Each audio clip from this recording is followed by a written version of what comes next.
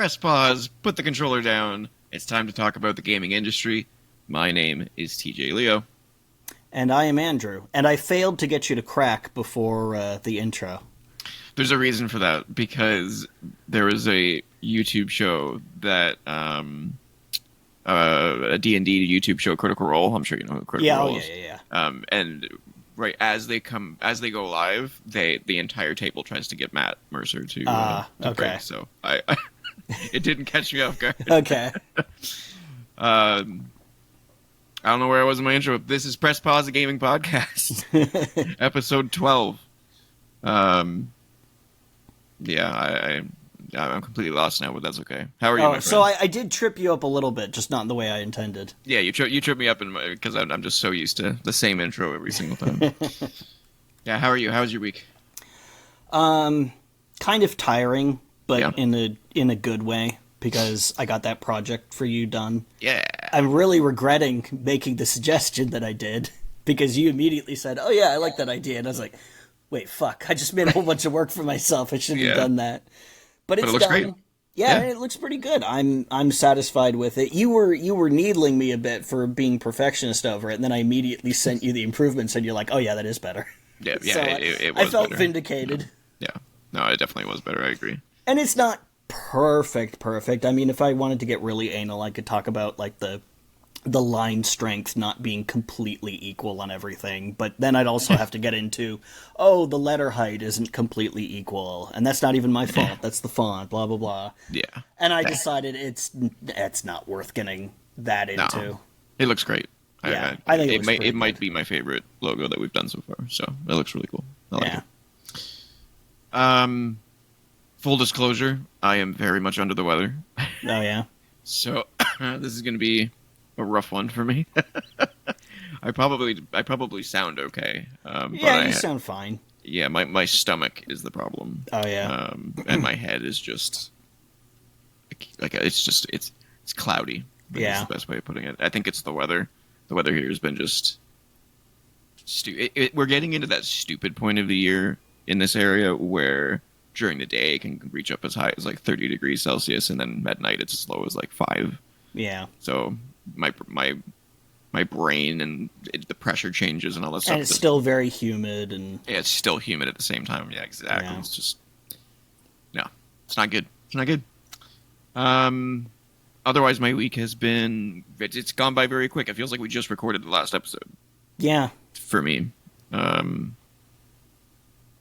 to think of anything interesting that I did during the week, but I mean, kind of been a blur. We could talk about the game we played, or do you want to save that for what we played? Let's just get into what we're playing, because we did. We played Sniper Elite 5, which I think we talked about on the show a little bit, maybe, or maybe that was in the after show. Who knows?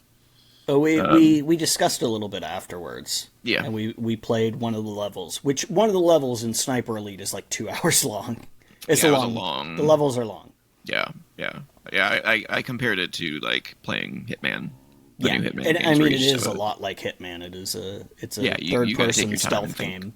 Yeah, and you gotta be very careful, which we kind of were. Yeah, a little bit. We did well. We did well. I think we only had one death.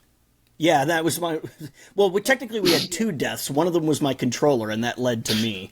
Yeah. Which, incidentally, I went out and I got a new USB hub because I just happened to be out at a Best Buy. So the hub was the problem, man. Because when I took it out of the hub and just plugged it directly in, it worked fine. But I don't have enough front I/O. That's all USB 3 for everything. So I had to unplug my mouse, which I was playing with controller anyway. But I'm actually, the reason I asked you if I sounded okay pre-show is because I took this opportunity to test my microphone going through the USB hub, and you said it sounds fine. So clearly it's working. Yeah, sounds fine. It is a proper USB 3 hub. It's not some cheap no-name brand USB 2 piece of crap that I had before. Yeah. Cool. But yeah, Sniper Elite, a lot of fun. I kind of prefer Sniper Elite 4, but 5 is totally fun as well. Like, it's if Sniper Elite 4 is like a gold medal, this is like a silver and a half. It's pretty good. It was fun. Visually very more impressive than I thought it was. Yeah. Going into And it, I I, was I like, do oh, like the gun customization in Sniper Elite 5. That is something that 4 does not have. You can mm, basically you can unlock some stuff for guns and get a skin where it's like, oh, the black metal is swapped out with gold. And that's about it. yeah, But this one has a a lot of gunsmith basically. yeah. It's not quite to the degree of like MGS5, but MGS5 was insane for that. Yeah, Call of Duty has a really intricate gunsmith system. So does it's an Ubisoft game. Oh, the last two Ghost Recon games, Yeah, the big open world ones, yeah. which aren't my kind of game, but yeah, we had a lot of fun. It was good. Yep. I love the slow mo Yeah. X-ray stuff. It was Yeah, fun.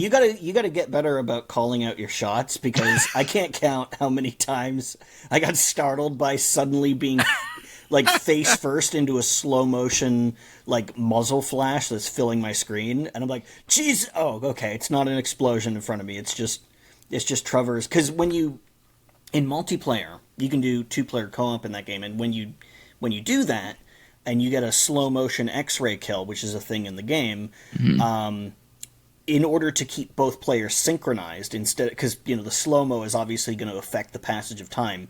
Yeah, Both players get to see the slow mo, yeah. but there's no warning of it.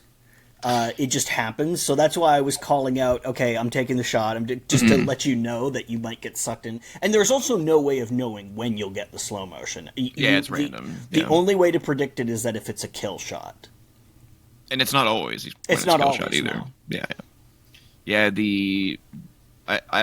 we didn't really check into the options, but I think it would have been cool if you could have disabled the camera switch.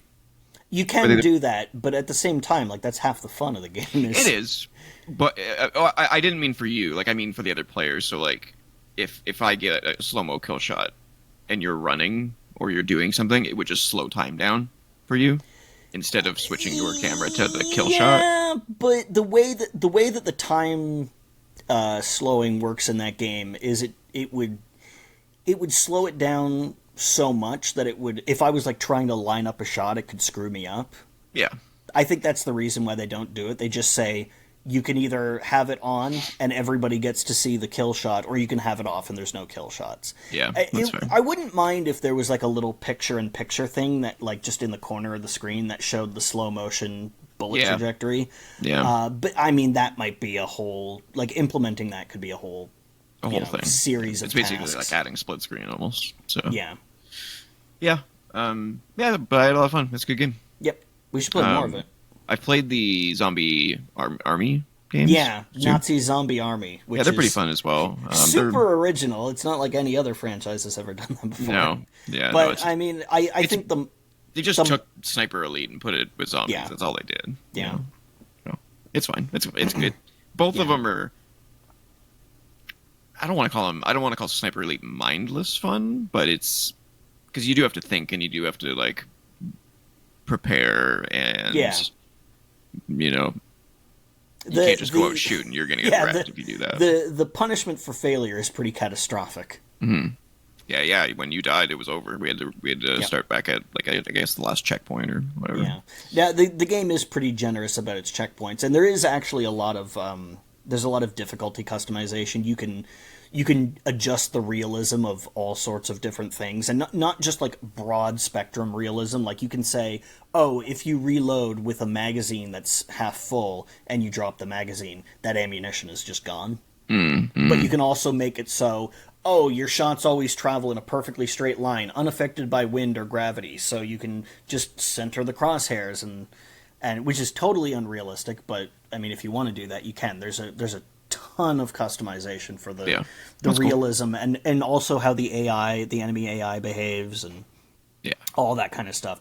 You could spend a lot of time tweaking the game to your particular desires, and they basically, when it comes to like getting achievements and stuff, they basically look and see at where, because the way that the customization works is it says, okay, well, there's the ballistic realism is, the easy mode, which is like no gravity, no wind, bullets travel perfectly straight with no drop. And then there's all the way up to the realism mode, which is they are affected by wind, they are affected by gravity, that kind of stuff. And it basically sees whatever the easiest mode equivalent of a realism setting you've chosen, those are the achievements you get. So if there's an achievement that's like beat this level on hard mode, you don't get it if you've got any of the easier difficulty settings selected. Yeah, they usually do that for like trophies on PlayStation and achievements on Xbox and stuff like that as well. It's like these are for fun, if you wanna enable these, that's fine, but you're not going to get specific goals and achievements. And it's kind of neat that they still let you get some achievements instead of just saying you don't get any if this is on. Because, I mean, that's what I would do. I would say, it's too much work figuring it out. But people who want to do that extreme customization, they're not interested in achievements. They're playing for fun. The fact that they put in the work to make it still happen is kind of neat. You okay there? I sneezed. Yeah. Well, we didn't hear any of it, so... I muted right in time. Oh, okay. My sneezes are loud, so I would have broken some eardrums had I not muted. Yeah. Cool. So that's what we played. Yeah. Did you play anything other than Sniper Elite 5? Not really. I was, I was busy pretty at week. work. Yeah. Yeah, I didn't have a whole lot of time this week either. I did play 2 things. Not a whole lot, maybe like combined total of like an hour between the 2 things. I played the demo for Drill Core, which was on Steam. It's an indie game where it's a 2D plane. You're these miners who are on this like barge that drills down into the earth, and then you have then it's how do I explain this game? It's like part tower defense, part resource management, part roguelite. Interesting. Yeah, so you basically get to the bottom of the mine shaft. You send your little miners down to start mining through the planet to gather minerals, which you use to create buildings on your platform that upgrade your drilling abilities, your speed abilities, and then along the walls of the shaft that you've come down, you can place turrets. And the end of each day, monsters come out of the ground, so you have to retreat your guys back up to the platform, and then monsters start to come down from the sky, which is what your turrets are for. So it's all about spending your resources on turrets versus getting more resources more quickly, defending your miners from the monsters underground. There's a lot. That's all. Yeah, I thought this was going to be like. Oh shit! Oh no, I can't remember. There was a game on the, I want to say ColecoVision that I thought this was going to be like, which is kind of a puzzle game. You're basically snaking a pipe down. It's like Oil Baron or Oil Driller or something like that. But you try to get it down this very basic maze and touch. Like the oil drums that are down there to, because it's an old game, right? To suck them up. And then there are things that are going through, like, monsters or whatever, and you have to pull the pipe back up before they touch them. Gotcha. Yeah.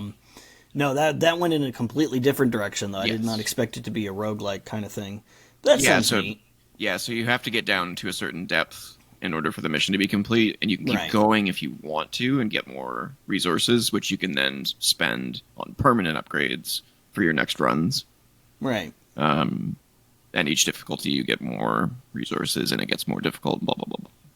Mm-hmm. I got addicted to it real quick. I had to turn it off because I didn't have the time to spend on it. But yeah, I've had those kind of games. Yeah, it's definitely one of those games with a good loop. I had a lot of fun with it, so highly recommend checking out Drill Core. It comes out. It's not actually out yet. The demo's out. The game comes out later on in September. So, all right, not too far away. A couple of weeks if it sticks. I find that a lot of games on my Steam wishlist have a release date, and then that release date comes and goes, and it just gets replaced with coming soon. So it happens. I don't know. Who knows? The other game I picked up was Darkest Dungeon 2, which has been a long time coming, because I love Darkest Dungeon 1. Don't have good impressions of it. Really? I haven't played much. Maybe in a half an hour, 45 minutes. But I don't know. I think they may have simplified it too much.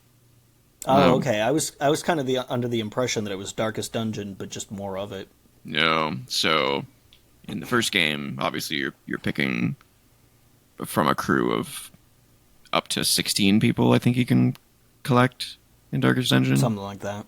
and you pick the items that you want to bring along the journey into a dungeon, and then you have to beat the dungeon. And if your guys die, then they're permanently dead, so on and so forth. And you choose like which rooms to go in and all that kind of stuff. In this one, it's way more straightforward. You pick 4 dudes at the beginning, and you basically go as far as you can on an expedition on your cart out into the wilds, and you just encounter random things along this linear path. Mm-hmm. And that seems to be it. Unless it opens up at some point and you get more choice, but it just seems like you're on a path. Okay. And what you encounter is what you encounter, and you don't really have much choice in and it's not a party. You have 4 people, and that's it. And if they, I don't know what happens if they die. I haven't experienced that part yet. Yeah. Because I had the whole party die.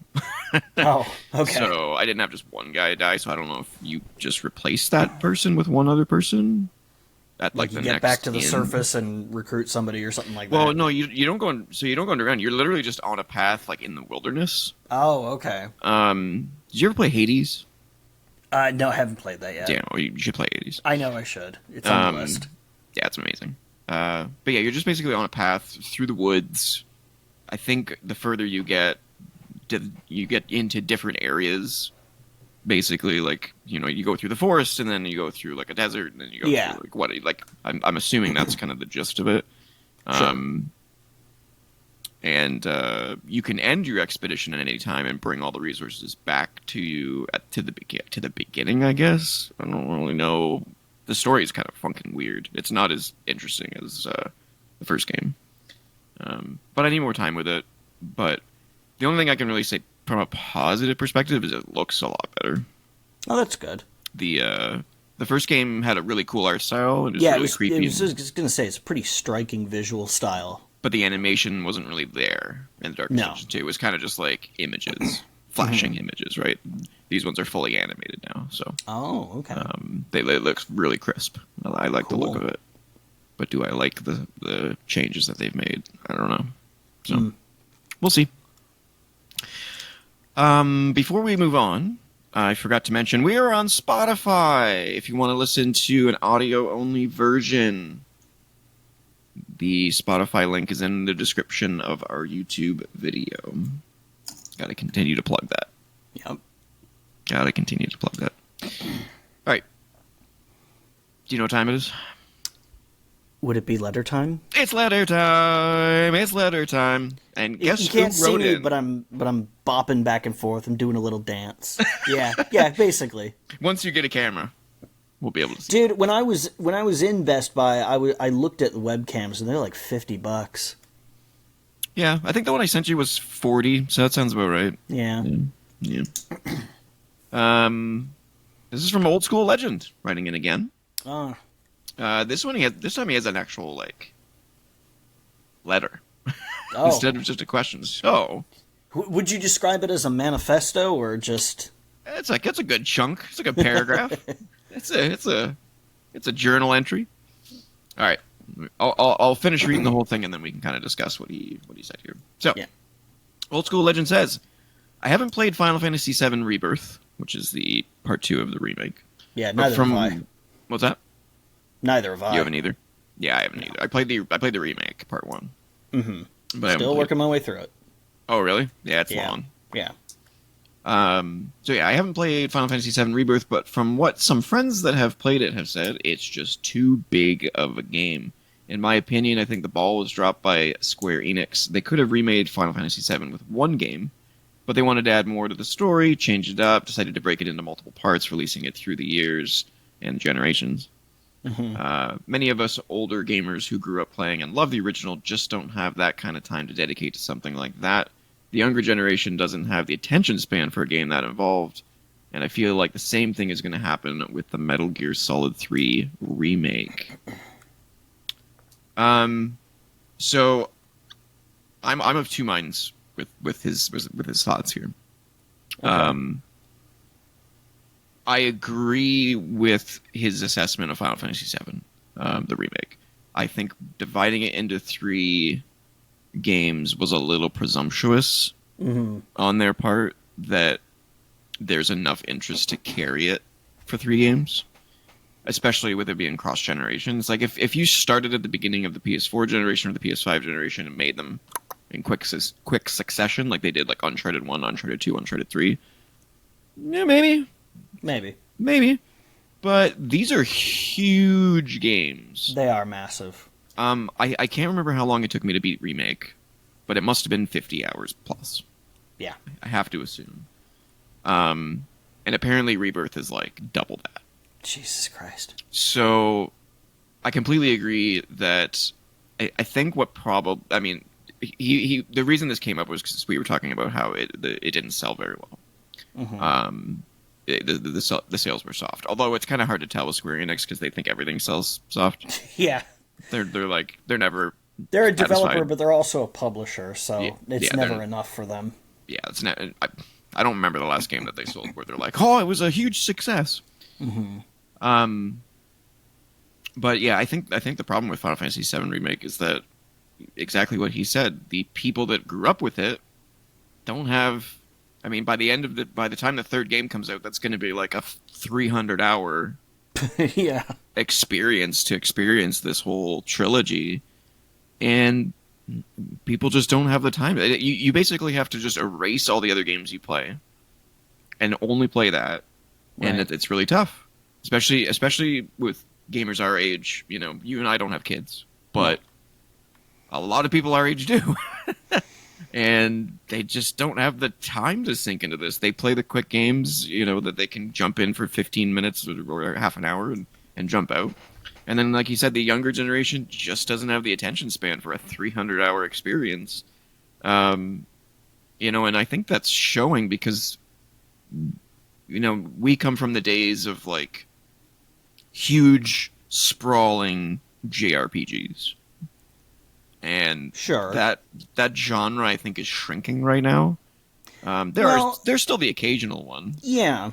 but even games like Avowed and Outer Worlds that are coming out, they're based. The whole idea of them is Fallout and Skyrim, but they're truncated. They've shrunk it to a point where it's no longer a 300-hour experience; it's a 40-hour experience. Well, Um, I don't think I agree with that people necessarily have shorter attention spans. I think that I think that a lot of it comes from trimming the fat. You know, like you talk about huge sprawling JRPGs, but I've I've got I like older games. I've been playing Final Fantasy II on my phone, sort of off and on, like just when I'm out. And man, there's a lot of I find that there's just a lot of speed bumps. You know, playing that game, it's like, oh, I got to select this, then I got to select that, and I look at it and I say, man, there's got to be a better way. And I like those games, but I do think there is a better way. I do think that saying there that it is. just didn't age well, or No, I'm not saying that it didn't age well. Well, the original version aged terribly. I've been playing the PSP version, which doesn't make you grind out 1,000,000 battles to increase one stat. yeah. But like I think about streamlining user interfaces Right. and stuff like if you look at the original Final Fantasy VII's release on PC, that has a speed booster that runs the game at like double speed or quad speed, because when you are grinding out battles, a lot of it is just holding down the button to do attack, because you're fighting enemies who don't require the extreme strategy. Yeah. And I think there are better ways of doing that. Like Earthbound, 100%. for example. does something really great, which is where it says if your characters are a certain number of levels higher than the enemies, you just automatically win the battle when you encounter them because there's It's no just a way waste you're of gonna... time otherwise. Yeah, exactly. Yeah. And I think that as developers have, you know, come up with better ways of doing things, I think this idea that people have a shorter attention span is just not true. I think it's just developers finding ways to optimize things. I mean, again, look, the battle system in Final Fantasy VII Remake is very optimized. Is it real time and more actiony? Sure, but there's no battle transition. Like you're not walking around and then Right. it's just enemies show up, you draw your weapons, you fight them, you beat them, you put them away. Yeah. I think there's I think a lot of the way that things were done and why they're not done today is not so much of, oh, people don't have the attention span, so we need to really speed it up. I think it's just the getting into the random battles, waiting for the thing to load and all that. It's time consuming and it's unnecessary. Yeah, that's a good point. That's a good point. As for the length of this remake trilogy, as I believe it's going to be, It's trilogy. so here I have a few thoughts about that. Number one, I think that the reason that they released Remake as a first episode was because it was taking them so goddamn long to get it out. Like that thing was officially announced and wasn't released until what, like 3 or 4 years later? At least, yeah. It took a while. And I think if they had said, "Oh, we're going to do it all as one game," it would probably still be in development right now. Like But, I mean, I feel like that's their fault, though. Their ambitions were way too high. Yeah, and that... Which is fine, but... That leads on to, like, yeah, there are a lot of very...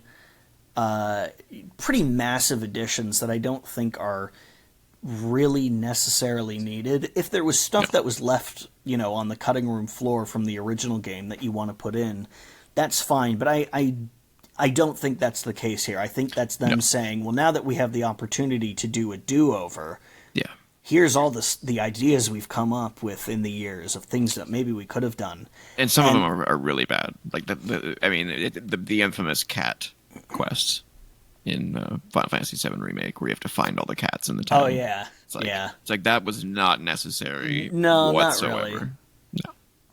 No. That's filler. The other thing about splitting them up into 3 games is that the zeitgeist moves a lot faster these days because now that everybody is online, these conversations can be had in a matter of weeks instead of months. This is a good point.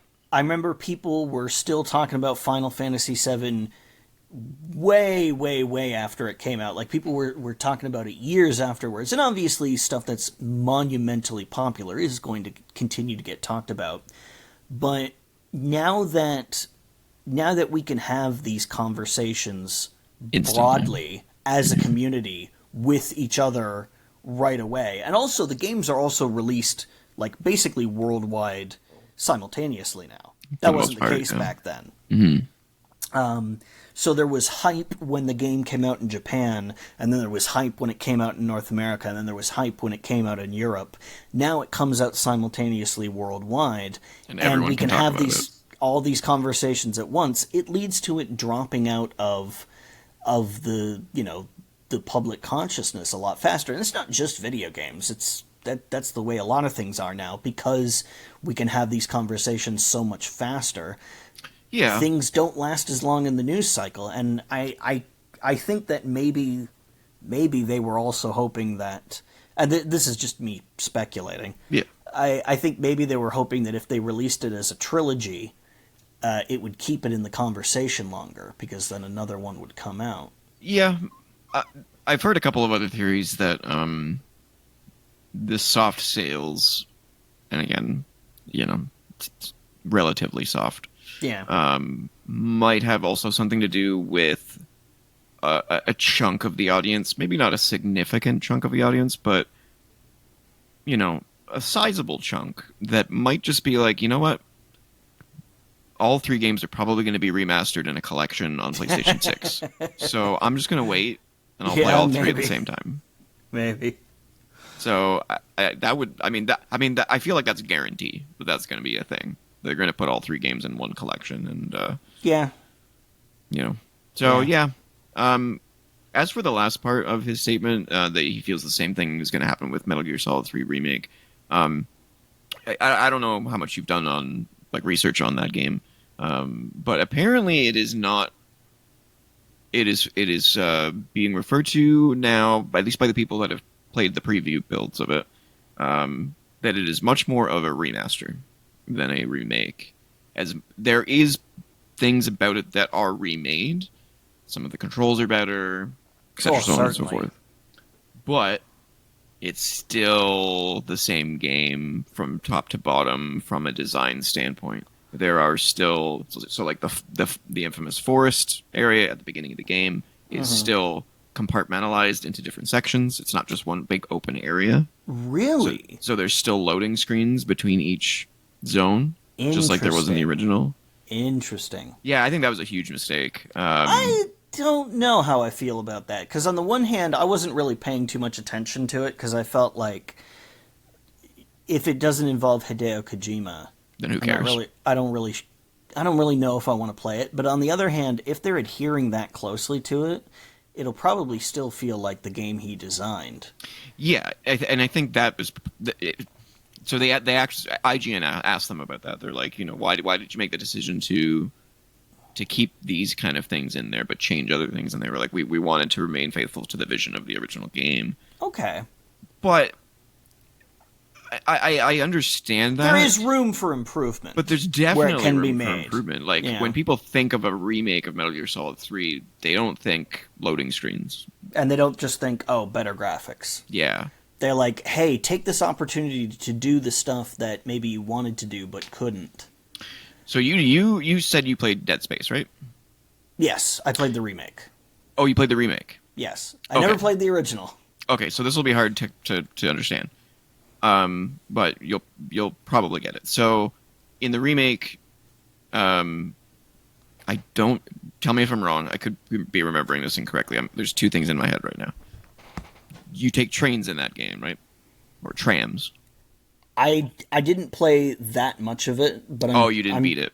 No. I played it. My sister has it, and I played it once when I was visiting her. Oh, okay. So like I haven't I haven't like sat down and played. I'd like to because it was fun, and I really like the atmosphere. I mean, that's another thing I've been yet another thing that's on the list is the Dead Space trilogy. Oh, maybe we could do the third one co-op. That might be fun. Unless the third one sucks. It doesn't suck, but it hasn't been remade or remastered, so the only way to play it is like with like a if you have two Xboxes, basically. Isn't it on PC? Yeah, but it's not crossplay though. I have it on Xbox. Yeah. Oh, okay. And it's not as good as the first two. No. You could really just flat out ignore the third one and play the first two, and you get the experience. Okay. Definitely recommend both of them, but. So in the original there was, because it's basically a Metroidvania for all intents and purposes, but a little bit more linear. But you basically explore the ship, the Ishimura. And the ship is so huge that you have transport. Yeah, so you have these little trams that go between the sections, like they go between engineering and the bridge and all these other things, right? Fast travel / loading screens. Exactly, that's exactly what they were. But in the remake, they almost completely do away with those, and they've remade the map of the ship so that you're just walking from place to place. Oh, maybe it was more loading screen than anything else then. Yeah, it was more loading screen for sure. Okay. So like those guys took the spirit and the intention of the original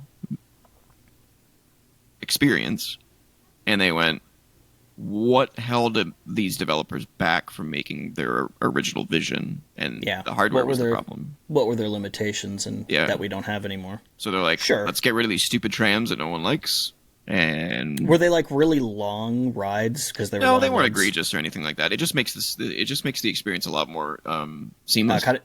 Kind of breaks it up and. Yeah, there was also a really terrible boss fight in the game Oh, that they completely reworked, and oh, okay, it's that's good. way better I now. like when they do that. Yeah, it's fantastic now. Yeah, that remake might be the quintessential perfect remake. Okay. It's so good. Well, I certainly enjoyed what I played of it for the half an hour or so that I spent with it. Yeah, yeah. If you go back and play the original, it's still amazing, but the changes that they made were so smart. Okay. But yeah, I don't have much faith that the Metal Gear Solid 3 remake is going to do very well. Now that I know that it is a 1-to-1 remake. Well, I mean, does very well is relative. Like, are you talking about in terms of sales? Because it's a Metal Gear game, so it'll probably do at least decently there. I think critically it'll probably land at more like a 7 or an 8. Just because I can guarantee you that people are going to be very confused about why there's these loading screens and these maps aren't one seamless environment and all that kind of stuff. At the very least, assuming that it's good, it should probably at least be as acclaimed as the original. Yeah, I would be shocked if it gets that kind of level of review. I'd be shocked. Well, it remains to be seen. Yeah, yeah. I mean, the game's not out yet. I don't know when it comes out actually. Neither do I. No. But yeah, I don't think Metal Gear Solid 3 remakes sits in the same vein as Final Fantasy 7 in terms of what he's saying. Because Final Fantasy 7 is literally a complete remake from top to bottom. Yeah, well, it's not only a remake; it's a sequel. Yeah, it really is. Yeah, it really is a sequel.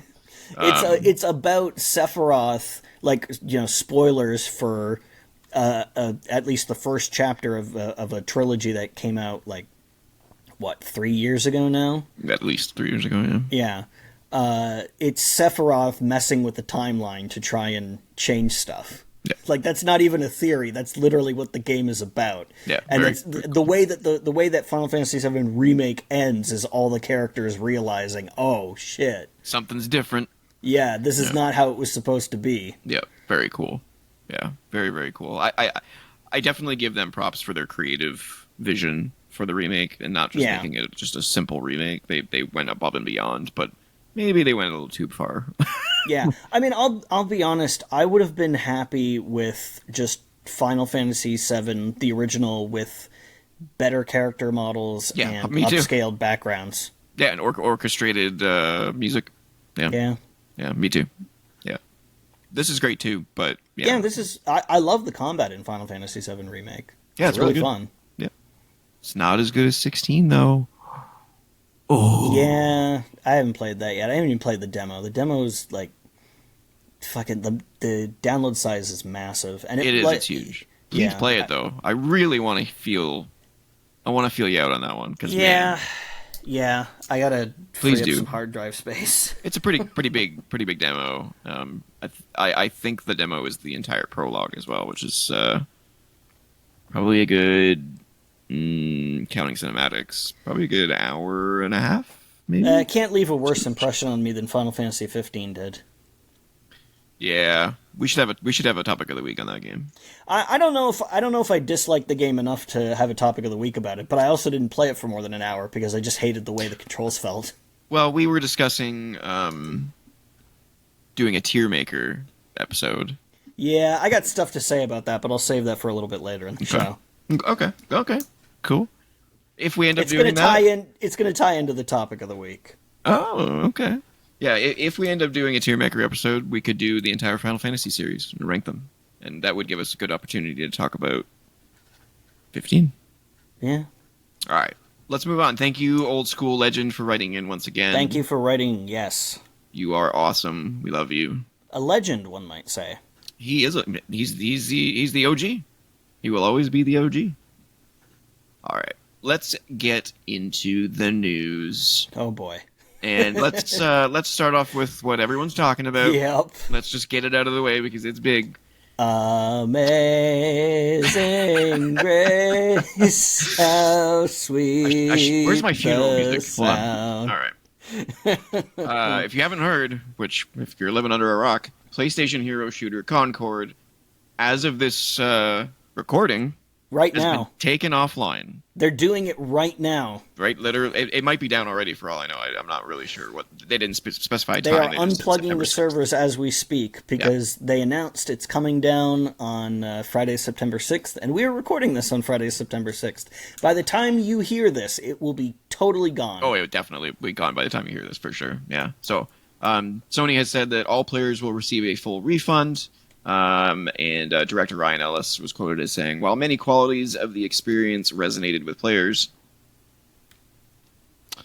we also recognize that other aspects of the game in our initial launch didn't land the way we'd intended." How did you intend for it to land? Because I don't think you knew what you were doing. No, that statement is. Let me tell you what the true statement is. Somebody higher up the ladder than us looked at the success of Overwatch and said, "We 8 years ago." we need to catch up to that train," and then it took them years to do it. And surprise, the hero shooter niche isn't large enough to support more than basically just Overwatch. Well, I'm gonna combat that because I mean, we've got, we've got. I don't know whether anyone would consider Apex Legends a hero shooter. It's kind of a hero shooter. It's like a hero shooter battle royale. I think it's more of a battle royale, though. Yeah, but we do have Marvel Rivals coming, and it's on fire right now. That thing. I think that's but gonna how be a much huge of that success. is because it's just a Marvel property? And therein lies the problem. We will Concord see. is a generic nothing burger. Yeah, and I feel really bad for those developers because some out of touch, investor or executive or whoever said, "Hey, that thing makes money. We should make our own version of that thing," without giving a single shit about whether or not it's viable. And they bought them. Mm-hmm. That is crazy to me. Someone went to this studio.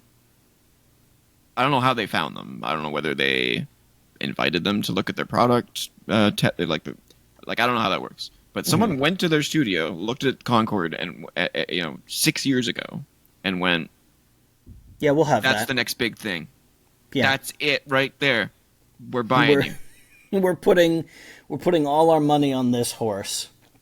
So for those of you who missed it last week, the game has been estimated to sell approximately 25,000 copies. Jesus. Which, if you extrapolate the cost of the game versus that, it comes out to about $1 million.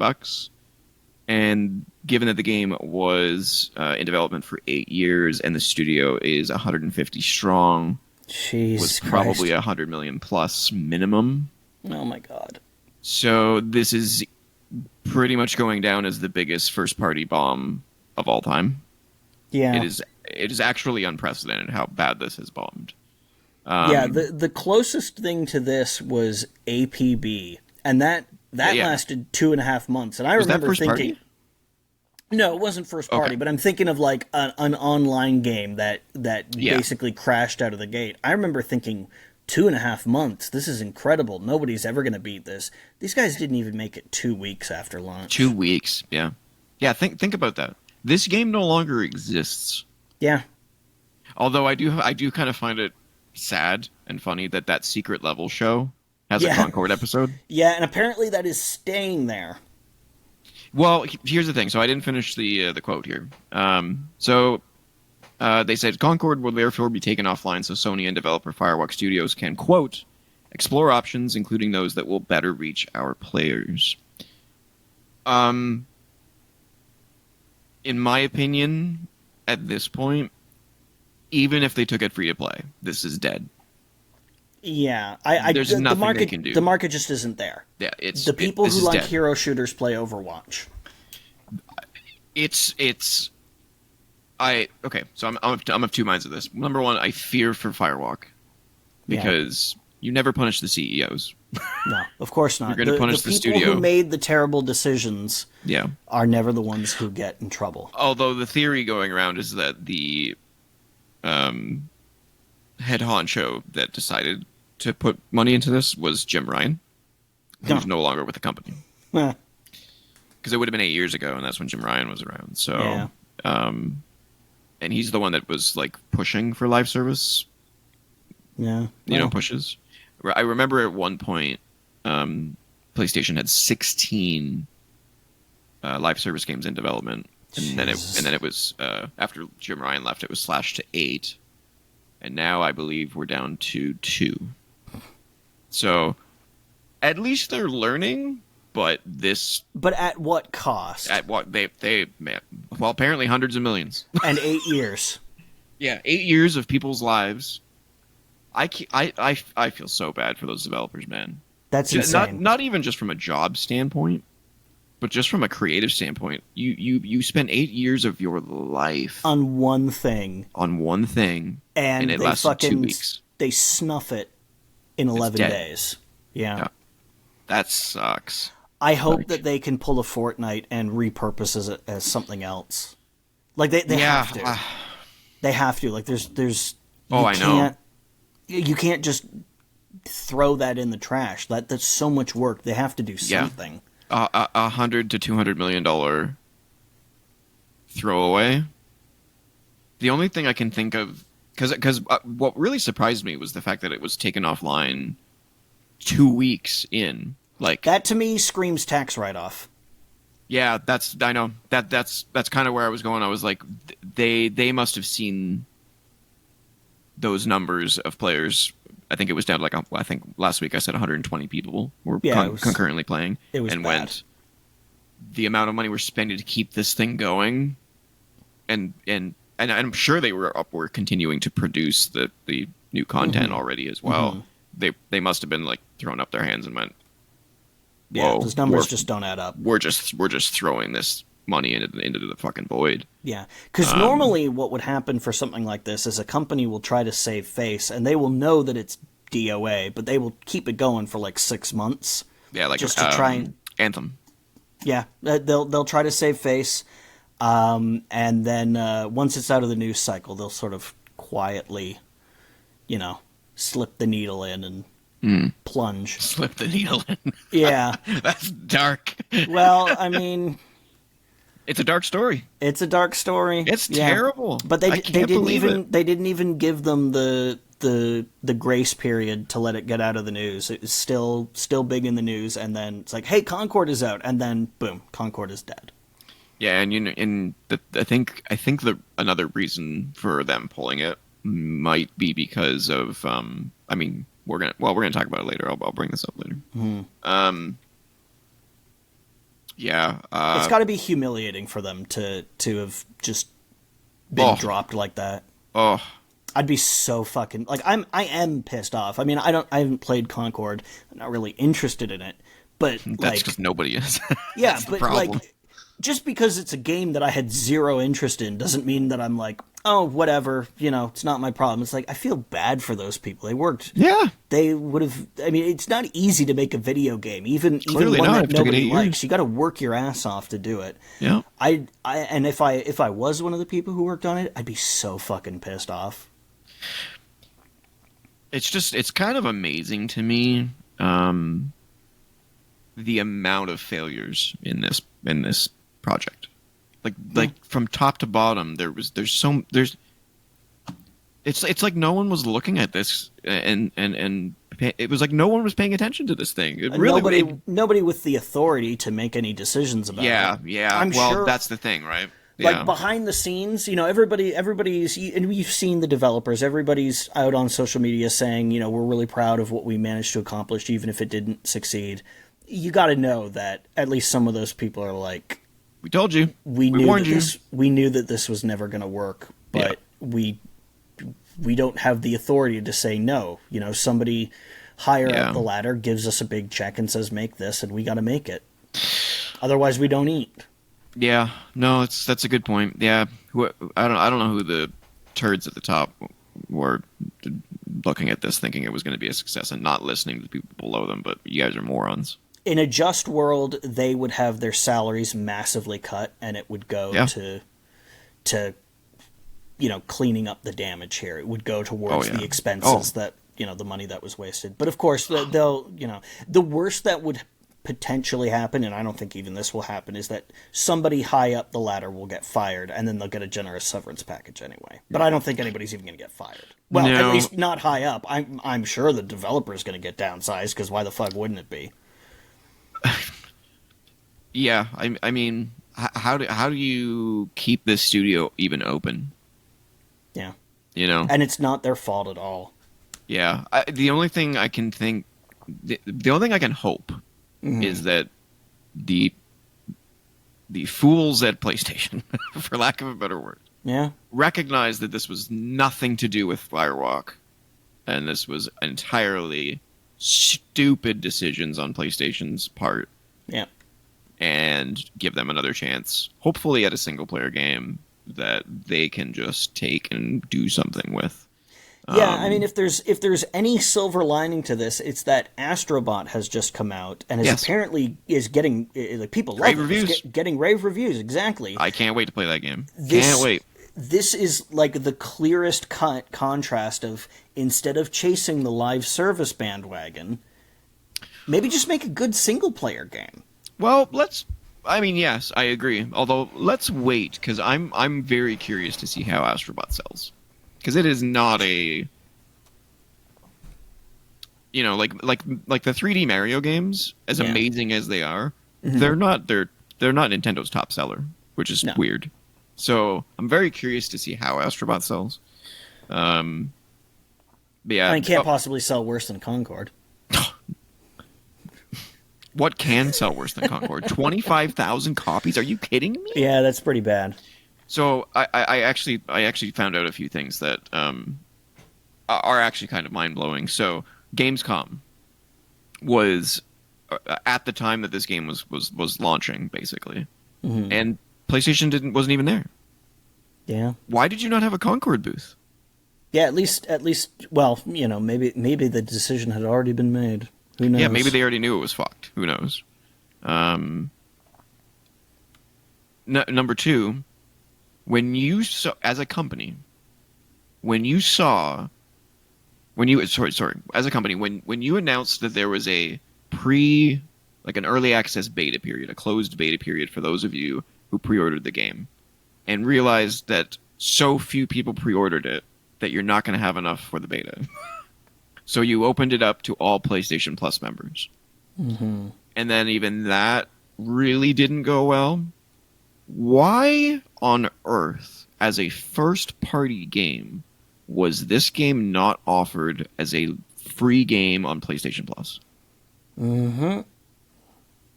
You have a subscription service with millions of people on it that could have tried this game for free on that service, and you would have got some of them. You would have got some of them, and you would have spread the word about it. Maybe not enough to save the game. It may have been. Maybe. Who knows, right? Well, I don't. We'll never know. We'll never. That is true. They didn't even try. They didn't even try. They just threw it out there and went, I don't know. I don't think you can make a hero shooter as long as Overwatch exists and succeed, because that, like, unless you're Marvel, apparently. Well, we'll see. I think it'll kill. We'll see.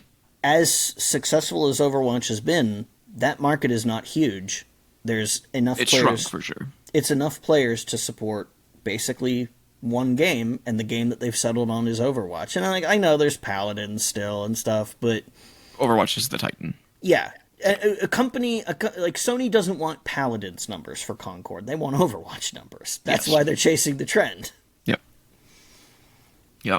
Nobody else is going to get those numbers, and I don't think the Marvel one is going to do it, because even with, like, we've seen the Marvel brand not save things before.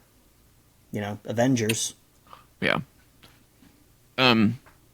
Before we move on, one comparison I also want to make is the concurrent player count, being a maximum of 697 players at one time. Meanwhile, at Valve, they've had a secret soft launch, invite only, for Deadlock, their new hero shooter, and it has a concurrent player count, despite being invite only, of 90,000. That's not bad. Compared to That's not bad. 697 Yeah. as invite only. It's not even open to the public. Holy balls! I don't know. I don't know how that will be when it comes out. Yeah, I mean, we'll see what happens when it comes out. Right now, it's certainly doing pretty well. Yeah. I'm not sure why Valve decided that they wanted to try and make a hero shooter, but it's clearly gone better for them than it has for Valve is a weird company. Yeah, they do whatever they want, and the thing is Valve can absolutely afford to fail, and they've afforded failures before. Like, remember Steam machines? Mm-hmm. Yeah. Remember the Steam controller? I think they still support that, don't they? Or did They still it? support it, but they don't make it anymore. Oh, really? I didn't know that. That's no, funny. it sucked. Sucked. Yeah, I hated the way it felt. I guess they make so much money off of Steam Deck now that they probably don't need any other. Yeah, the Steam Deck is like the Steam Deck console. and the Index are their like actual hardware Oh yeah, successors. the Index. I keep forgetting about that. Although that's pretty niche. I don't know how many people are buying the Index. Sure, but it also costs a lot. So yeah, it's like $1,600 or something crazy. God, it's insanely expensive. Yeah. But I'm surprised they haven't come up with a second one.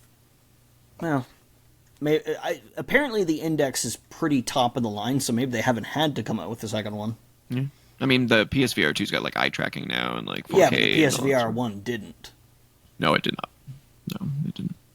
All right, we spent too much time talking about Concord. Yeah, we talked about... Well, I mean, Concord, it was the big story of the week. It is the big story, yeah. Small note here, also about Valve. This was really, really random to me. Valve has acquired, I think it's called Hoppo Games. I saw that. They're the developers of Risk of Rain. And I guess they've merged them into Valve game development. Jesus, what the hell? I just had a stroke. That's weird. Yeah. They don't buy people. They don't buy companies normally. No, they usually just hire people on. Yeah. Like I before the show, I mentioned that I'd corresponded briefly with Robin Walker. Yeah. I mean, he was a mod developer. He designed the original Team Fortress, back when it was a Quake mod. And Min Lei, who's actually no longer with the company, but he worked for Valve for several years. He designed Counter-Strike. They usually just hire people out of the modding community and get their IP, because then Team Fortress Classic got made for Half-Life, and then Team Fortress 2 came out and was a commercial product. It's free to play now, and it has been for several years. I think Portal was the same thing. They bought the Portal developers. Yeah, and then Portal became a thing. Yeah, they hired those people not straight out of Digipen, but they got their attention from a demo that they made while they were at Digipen. Yeah. And Very that cool. that was where they got those guys from. And then, of course, one of the people who worked on Dota, I don't remember which one, they hired that person and made Dota 2. Make Dota 2. Which I believe is why it's called Dota 2 and not Defense of the Ancients 2. Because I don't think they can actually use the name Defense of the Ancients, because it's not really Dota 2 owned. Doesn't stand for anything. It's just Dota 2. It's not really owned by anyone, but they also can't just use it for free. Yeah. It's weird, but I kind of like that. Valve is a very strange company. But the thing is, they're a privately owned company. They don't have stockholders or investors or anything like that, so they can do whatever the fuck they want. Yeah, I think we probably would have got Half-Life 3 by now if it was publicly owned. Yeah, but would it have been any good? Yeah, exactly. Or would it be a live service game? Yeah, well, we'd have Portal 6 by now. All right, let's move on. I know we both have a lot to say about this. I'm probably in agreement on this. They dropped the teaser for the Minecraft movie. I only have one question after watching it. Why is it not entirely animated? My thing was just going to be why, but I mean, I know why. It's because it's a huge IP. But like, I feel like the time hasn't passed to do a Minecraft movie, but it probably should have been done like a long time ago, 6 years ago. Kind of like the Halo TV show was The Two Halo TV decades show too late. was way too late. Yeah, and it was Although I will garbage. say they had been trying to make a Halo movie for a while. That project was in development hell for a long time. Yeah, it was. So it wasn't for lack of trying. But yeah, like a Minecraft movie seems like a thing that should have happened five Long or time 6 ago. years ago when Minecraft was at the height of its I'm popularity. surprised it wasn't like a TV show, honestly. Before Fortnite, basically, Yeah. came in and became the new hotness with the kids. Yeah. But yeah, I don't know. And Jack doesn't look Black good to me. It has looks decided to just be in shitty video game movies now. Yeah, so yeah, it stars Jason Momoa because that's a kid-friendly actor that you really want in your I mean, you kids' can movies, I guess. sure you put the Rock in kids movies. There was well, I don't know if the Tooth Fairy is necessarily a kids movie, but it's a family friendly movie. Which one? The Tooth Fairy, where he's the hockey player, Oh, and then God, he gets that was so recruited long to be ago. an actual Tooth Fairy. Yeah, I guess. But like today, like Jason Momoa in a Minecraft movie. I Why mean, Jack not? Black makes sense. He's just a geek, but Look, they probably handed him a huge fat fucking paycheck. yeah, I remember when Jack Black said he was retired. I'm like, yeah, whatever, dude. Yeah, like here I am shitting on the Minecraft movie, but if I had the star power of someone like Jason Momoa and they said, "Hey, we'll pay you $5 million to be in this Minecraft movie," I'd be like, "Fuck yeah!" Yeah. I mean, I have principles, but $5 million is $5 million, and I don't hate Minecraft. No, I I'm like just Minecraft. not into it. So, Yeah, I like it. I think it's fun. but yeah, the trailer or the teaser was just like, "Oh, real people go into the Minecraft world." Yeah, stupid. Very Captain N ass shit.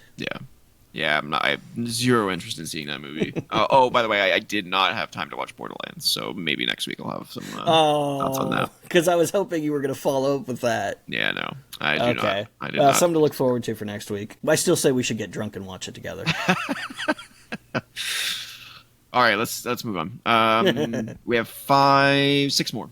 All right, this one's a little bit lengthy in a read, so let me just read it, Yeah. and then we'll talk about it because it actually got an update Oh, okay. since I posted it here. So I'm not sure how you say the studio's name. Giamma Games, I think is how you say it. Giamma Games has indefinitely delayed the release of its Souls-like Anotria, the last song on Xbox, because, quote, Microsoft decided to ignore it. As reported by Windows Central, Giamma? J-Y-A-M-M-A? Giamma? I'm just going to go with that. That's what I would say. Giamma Giamma. Games. Sure. That's about the best that I can come up with.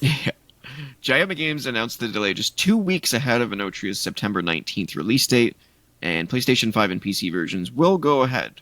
The harshest words came in Discord posts following the reveal, with Giamma CEO Jackie Greco saying, "Obviously they don't care about Anotria, and they don't care about you." Greco said Giamma has Xbox Series X and S versions of the game ready to go, but hasn't received support to actually release them on the platform for over 2 months. That's weird. Now, there was an update, so I'm going to go into that.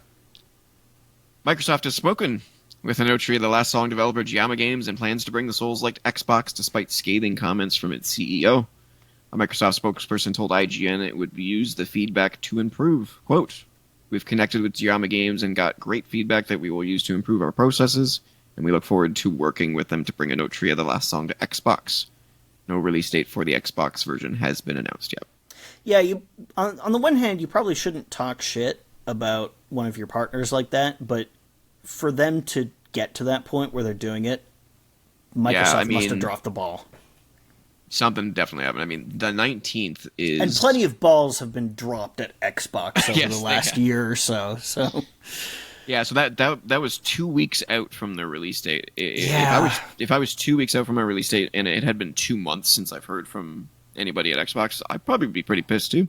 I've heard that Xbox is not very good about keeping up to date with that stuff. I've heard that they're... Which is very sad. Yeah. Not only because they're Xbox, but because, I mean, you and I both, I'm sure, remember the Summer of Arcade days of Xbox when man. they were just the indie titan. God, yeah, Xbox Live Arcade, man, that was a good time. Xbox Live Arcade. It's Yeah, great that that's expanded into being a mainstream thing instead of being like a separate yeah. thing. Like, oh, this is an Xbox title and this is a Live Arcade title. But back then, it was a pretty revolutionary concept. Hey, you don't have to make everything a great big AAA release anymore. It was almost like going back to the NES days, in which some games were massive and some games were not. And it was fine. Both could coexist. But yeah, I've heard that when it comes to like certification, Microsoft saying, okay, yes, we've gone over this and we can confirm that it is ready to launch and we will give you authorization to launch and all that stuff. I've heard that they can kind of drag their feet on it. I will say, when I heard that, it was quite a while ago. It was several years ago now, so I don't know if that's still the case, but it sounds like it might still be the case. Yeah. So who knows? Yeah, that was I fully expected that Microsoft was going to respond to them. That's why I kind of kept the article open. Yeah. But if they didn't, that would have looked real bad. Yeah. Cool. All right. Do you have any interest in Smite? The that's the MOBA. Right. Meh. No. I have received a Steam key for the closed alpha for Smite 2, if you're interested. If you're not, I'm going to give it out on the show. Nah. I'm Nope. not really into MOBAs. No? All right. Smite looked kind of neat, but, like, do I really want to play a closed alpha for something that looks kind of neat, but it is a genre I don't really like? Nah. I played a lot of Smite 1. It's fun. Now, here's the question. Yeah. Are you allowed to give this away? Yeah, this is a like a shared key thing. Like you get a key and you can share this other key with another person of your choice. Oh, okay. Yeah. Then go. I just wanted to make sure that we weren't stepping on any toes. Nope. Yeah, I played the original Smite. It's really fun, but it is not a game where you can just jump into a game with random people. It's not. Yeah, then that's a problem for me. It requires coordination.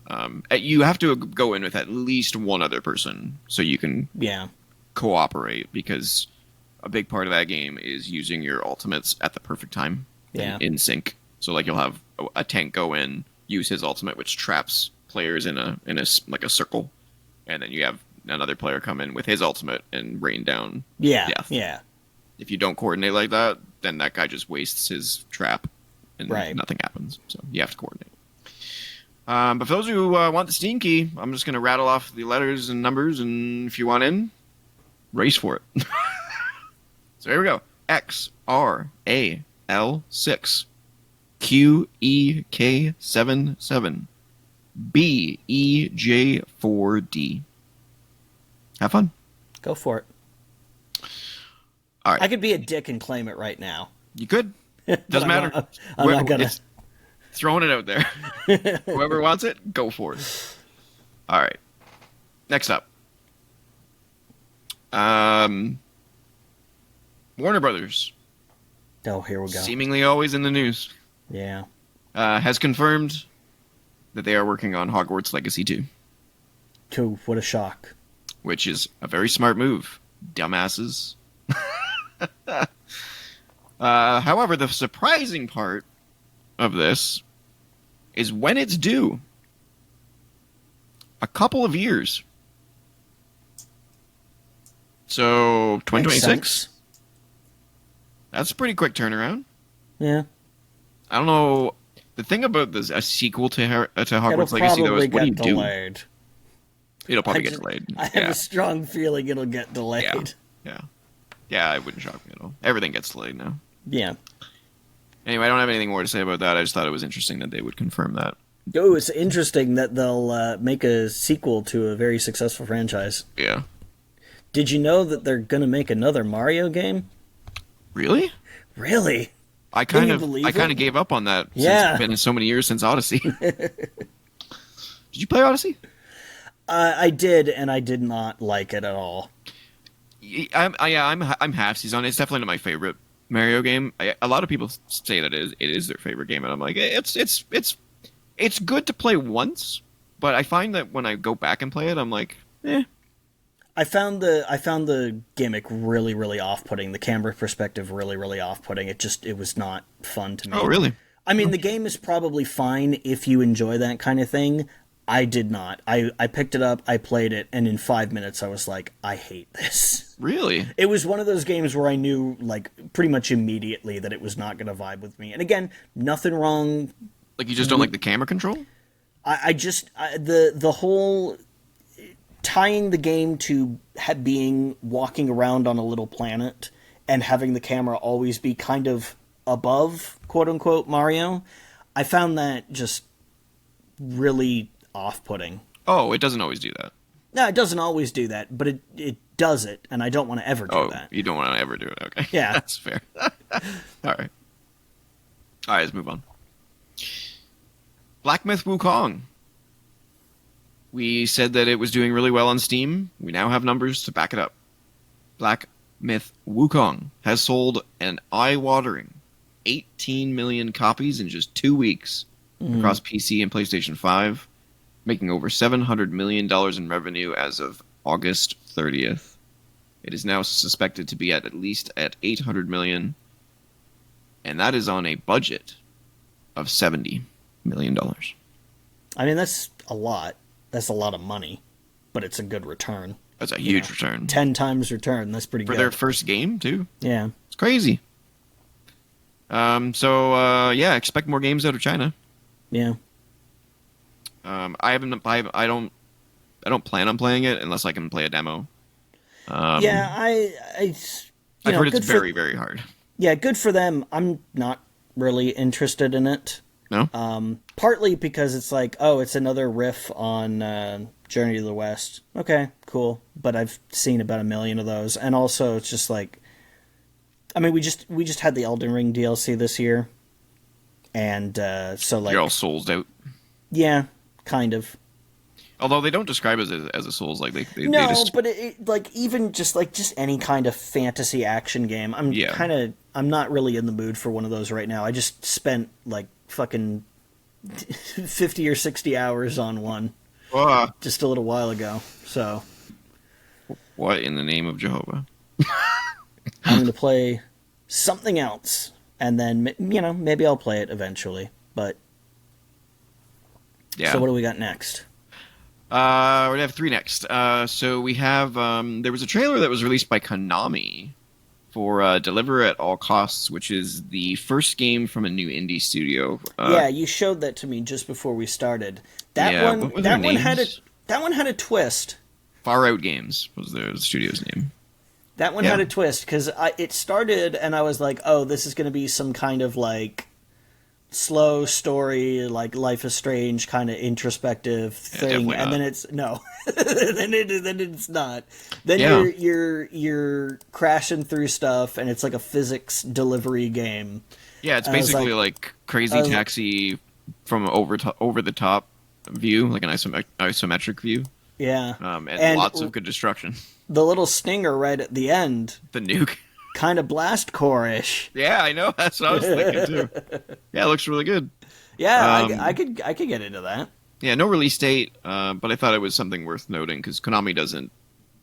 They don't do a lot of games these days. Yeah, they don't branch out like this, so it's pretty cool. They must have saw something in this game to put some money into it. I'd like them to come back to doing primarily games because they were really good when they did that until right at the end there. Yeah, right now they're basically just doing the Metal Gear Solid remake and some collections. I think they keep releasing as well. Yeah, so this is the first. They're kind of going through the motions with their IP, which I mean, if you don't want to make games anymore, that's fine. But it's I knew I was going to get off in this tangent as soon as I saw the Konami logo in the trailer. But it's like, I think back to what Konami used to be. They used to be one of the absolute best, and now they sit on some of the greatest IP in gaming history. Yeah, and just don't do anything with it. It's gross.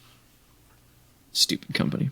Well, there's that Contra Operation Galaga game.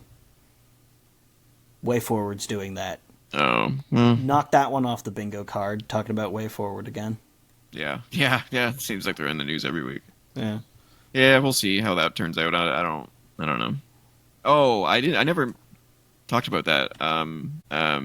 I reached the end of Mummy Demastered. Oh, okay. Yeah, a lot shorter than I thought it was going to be. A lot shorter. Yeah, You could probably beat it in like 2 hours if you really wanted to like sit there and sure. just cruise through it. So And that it was was a little a disappointing. it was a But tie-in game, so yeah, that's when I knew. Oh, okay. I was always looking for like what's the caveat here? Why is this movie tie-in game so good? And then it just ends kind of abruptly, and I was like, oh, it's not that long. because it's an advertisement. Yeah, yeah, decent game, but I wouldn't pick it up for any more than like $5. Sure. It's not really worth it. All right, two more. PlayStation is celebrating its 30th anniversary, and they're doing so in a really, dare I say, lame way. You mean shutting down a game that they spent 8 years on? Well, Or first of all, besides that?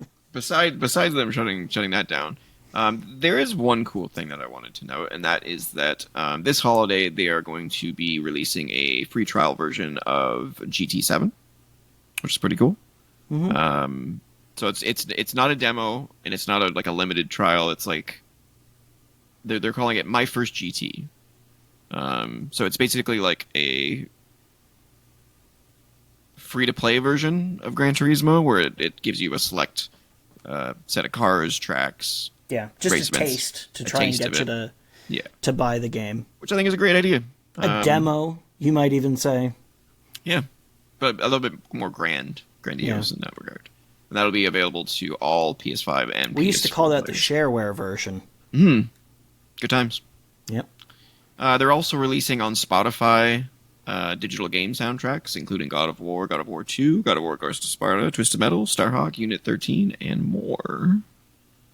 And then they're releasing this Trey Bizarre Shapes of Play set, which is basically just a bunch of, like, they basically took the sacred symbols, the triangle, cross, Yeah. circle, and square, broke them up into little pieces, and you can, like, create things with them.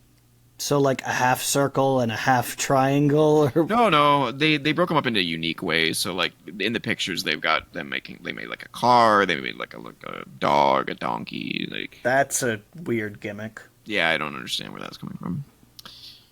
There's also a free online multiplayer weekend for those who don't have PlayStation Plus. I don't know anyone who has a PlayStation 5 or 4 and doesn't have at least the base model of PS Plus. So I'm not sure how many people. There must be a sizable chunk of people that don't, but for those of you that want to try free online multiplayer, weekend is September 21st and 22nd.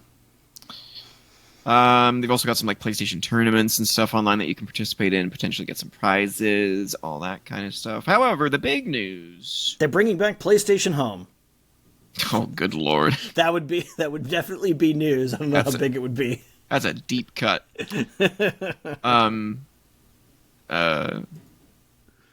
They're not actually bringing back PlayStation No, Home. they're not. Just I'm full just- disclosure. My brain is going through all the motions of that was PlayStation bullshit. Home. I just thought it would be funny. That's so funny. I've completely thrown you off. You've thrown me off. I can't. Man, the memories that are being brought back by that. I'm so Standing thrown. in line for a virtual arcade machine. Oh my god. So stupid. What a dumb product that was.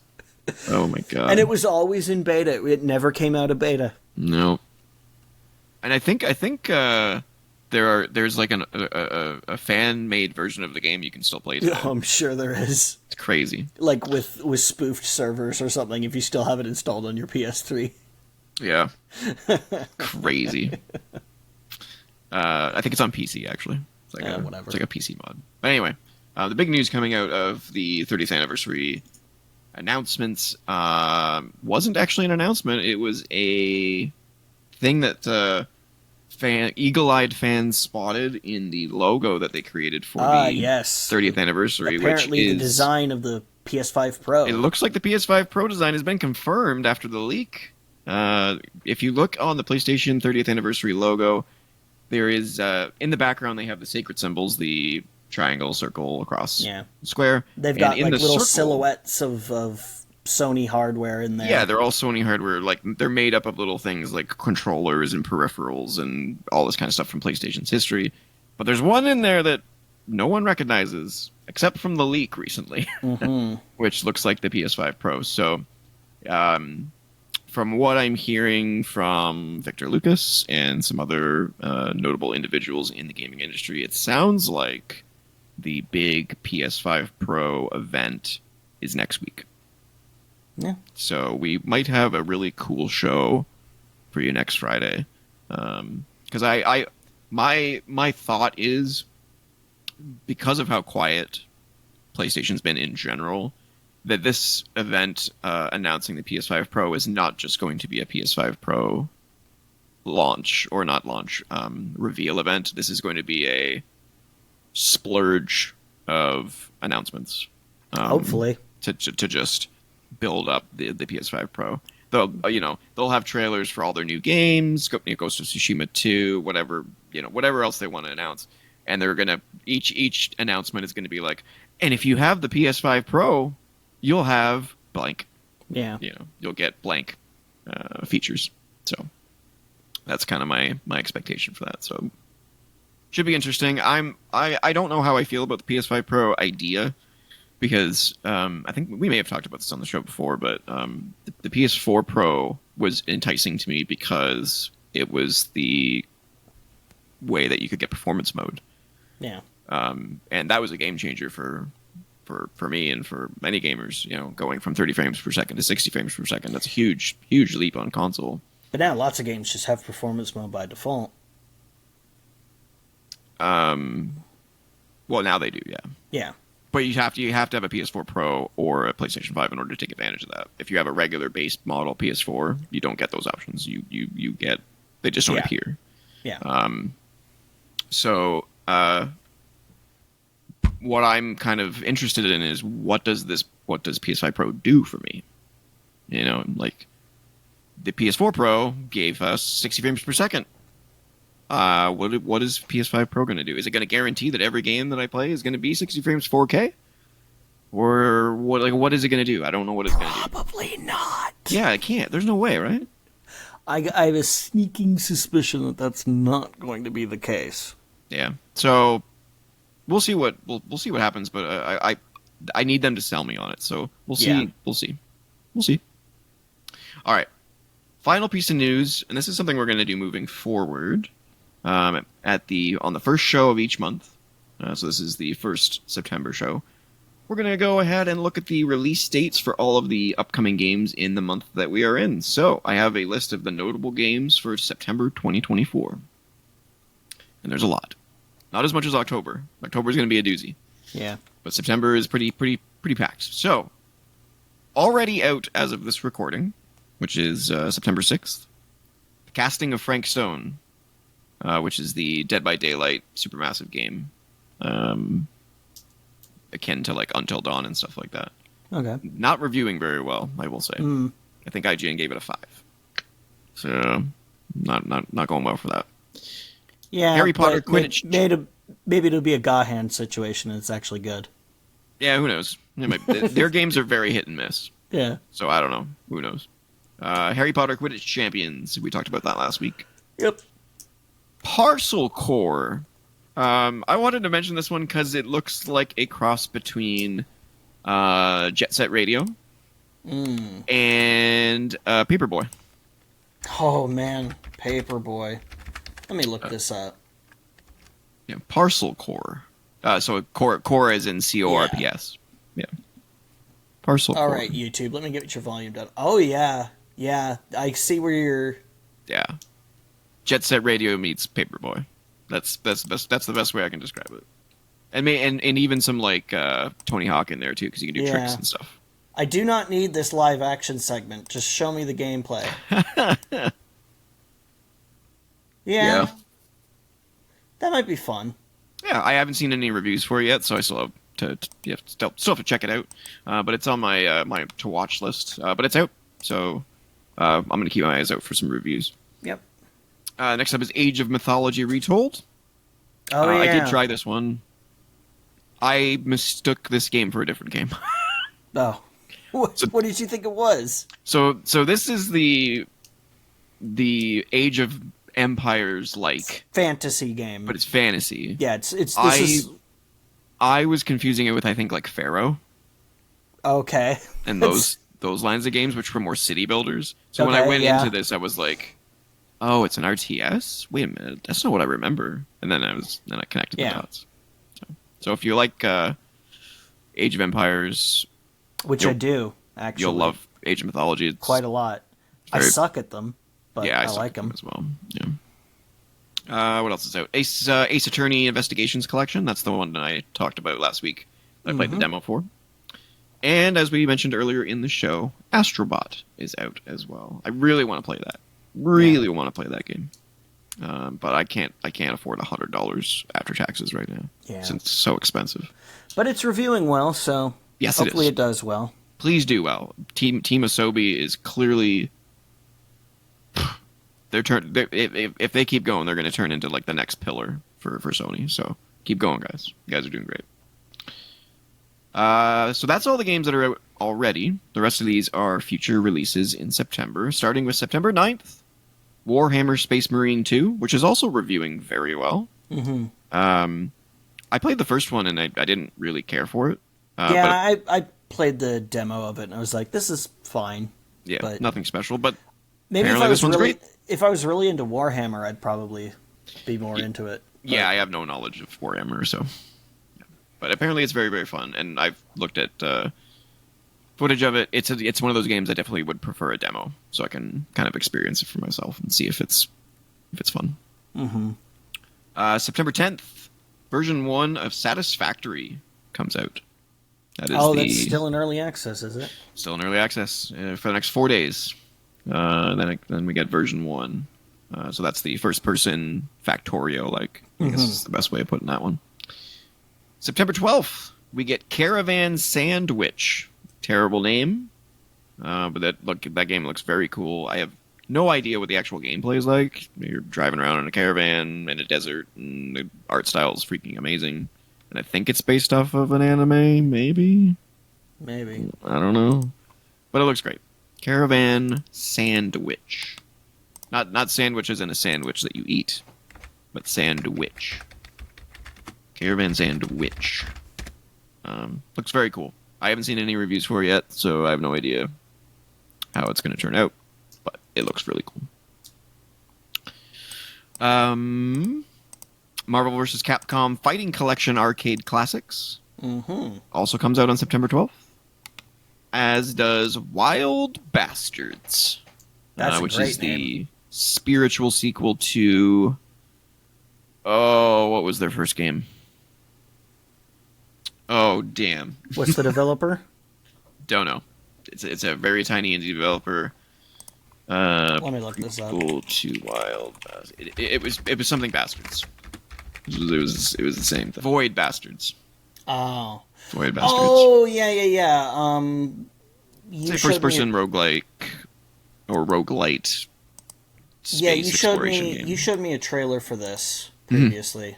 Mm-hmm. Right.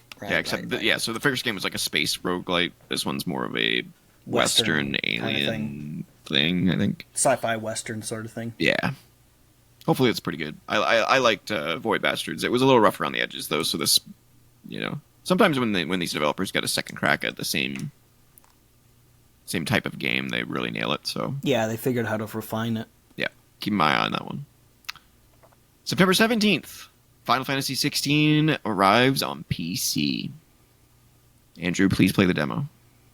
Please. Yeah, all 150 gigabytes of it or whatever. Yeah, I think it's like 180, something like that. Jesus fucking Christ. Please play it, though. I really want your thoughts on that game, because it's one of my favorite games of like the last couple of years. It's really good. Also on September 17th comes Plucky Squire. That game where you're in a notebook, but you can also pop out of the notebook out of 2D and go into 3D and walk around the world and stuff. It's kind of like a Zelda, kind of a puzzly action game. Looks really cute. September 19th, God of War Ragnarok comes to PC, which is shocking to me. I cannot believe it's taken this long to get Ragnarok to PC. Yeah. But it's coming. Yep. I did not like the sequel as much as the first game. It's still an amazing game, do not get me wrong, but I definitely liked the first one better. Did you play the God of War reboot? No. I No? played God of War 1 and God of War 2, and I was like, okay. Bad enough. Angry, shouty man goes around and kills a lot of people. And I know that the reboot games are a rebuttal to that, and I Yes. appreciate that. Yes.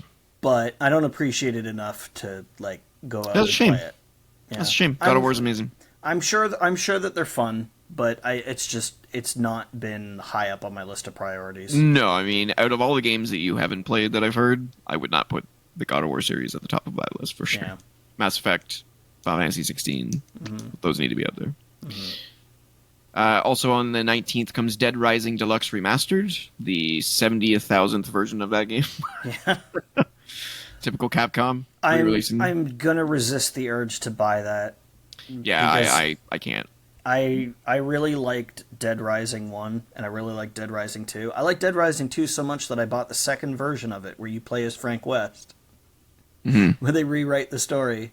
And then I was like, I gotta stop. I stop buying these games because I get sucked into them. Yeah, I was never a Dead Rising fan. I played the remaster, the original remaster, I guess. Yeah. Well, the other thing is that zombie games kind of ran their course because, and I've talked about this before, but between Left 4 Dead and Dead Rising and State of Decay, I was like, these do everything I would want out of a zombie game. I love Dying Light. Sure, but I can get most of what I would get out of that. Speaking of Dying Light, I forgot to do that on. It must have been last week's show or the week before. Maybe I might be really far behind on this, but I have to do a correction. Oh, okay. So I said that Dying Like the Beast was the third game. Like it's essentially Dying Light 3. It is definitely not Dying Light 3. Dying Like the Beast was originally scheduled as a DLC expansion for Dying Light 2, but it became so big that they've made it its own game. So it is not technically Dying Light 3. But it's also kind of... It's like saying that Final Fantasy 15 isn't Final Fantasy 15 because it was originally going to be Final Fantasy versus 13. Yeah. It's Final Fantasy 15. But I guarantee you they're going to call the next Dying Light game Dying Light 3. Sure. You know. If they can make a dozen Kingdom Hearts games and only have just released 3 a few years ago... Dude. They can... Don't get me started on Kingdom Hearts. What a frickin' train wreck. I have actually played Kingdom Hearts. GBA. I played the first 2, and I played 3, and then I didn't play, like, all the stupid named games. I played Chain of Memories on the GBA, because I didn't have a PS2. Birth by Sleep. Yep. 362 days over 1/3, 6, 7, 8, 9, 10. If we So stupid. If we do a Kingdom Hearts episode, I'll have to get my sister on. You could do that third show with her. Yeah. Because I can't contribute. There's no way. I don't have enough knowledge. But I'd love to moderate a discussion between you two. I don't know if she's got enough time. She's a mom. She may not have enough time to do a podcast. Is this Jennifer? Yeah. Gotcha. Okay. Well, whisper it in her ear. Yeah. See what she thinks. It'd be cool to moderate that. And also on September 19th is Anotria, the Souls-like that we talked about earlier in the show. September 20th comes the sequel to one of my favorite games of all time. Ooh. Frostpunk 2 finally releases on September 20th. Dude, I have thought multiple times about getting Frostpunk, but then I was like, do I really want to buy another game from these guys that's just going to make me massively depressed? Because I love this War of Mine. Yeah. But that game is fucking depressing. There's a depression DLC where it adds kids into the game. Oh, and they can't Lord. They can't contribute anything. They can't like build, they can't defend, they can't go out on supply runs, but they do eat your food. And it's like, so now you're gonna have to make me make the choice to let children starve or let my useful residents of this holed up in a building group starve. and I have to pay for the privilege. Fuck that. Spoiler alert: in Frostpunk, you have to decide whether to do child labor or not. Yeah. No, I've looked into Frostpunk, and that's what made me go, come on, 11-bit. Can you make something a little more cheerful, please? Again, I want to be very clear. This War of Mine is a fucking fantastic game, but it so is Frostpunk. Just depressing as fuck. Yeah, very, very sad games, but just so good. Yeah, just so good. They are just hidden masters of their genre. Yeah, what's going to happen is I'm going to reach a point where I genuinely have nothing to play left, and then I have to buy Frostpunk because I won't be able to resist it anymore. Because I'll be like, is that ever really going to happen? Well, your backlog is huge. My backlog is huge. Yeah, but that's my fear. Right. That's my fear. I hope it happens because that would mean you played some amazing games, and then you'd be playing Frostpunk. So I'm hopeful that happens, man.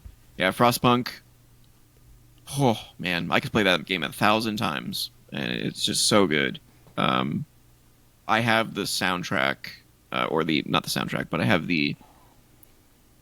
There's a point towards the end of the game where this music kicks in. It's called The City Must Survive is the name of the song, and it is brilliant. It is so good. Frostpunk is the only city building game that has made me feel anything, like feel something.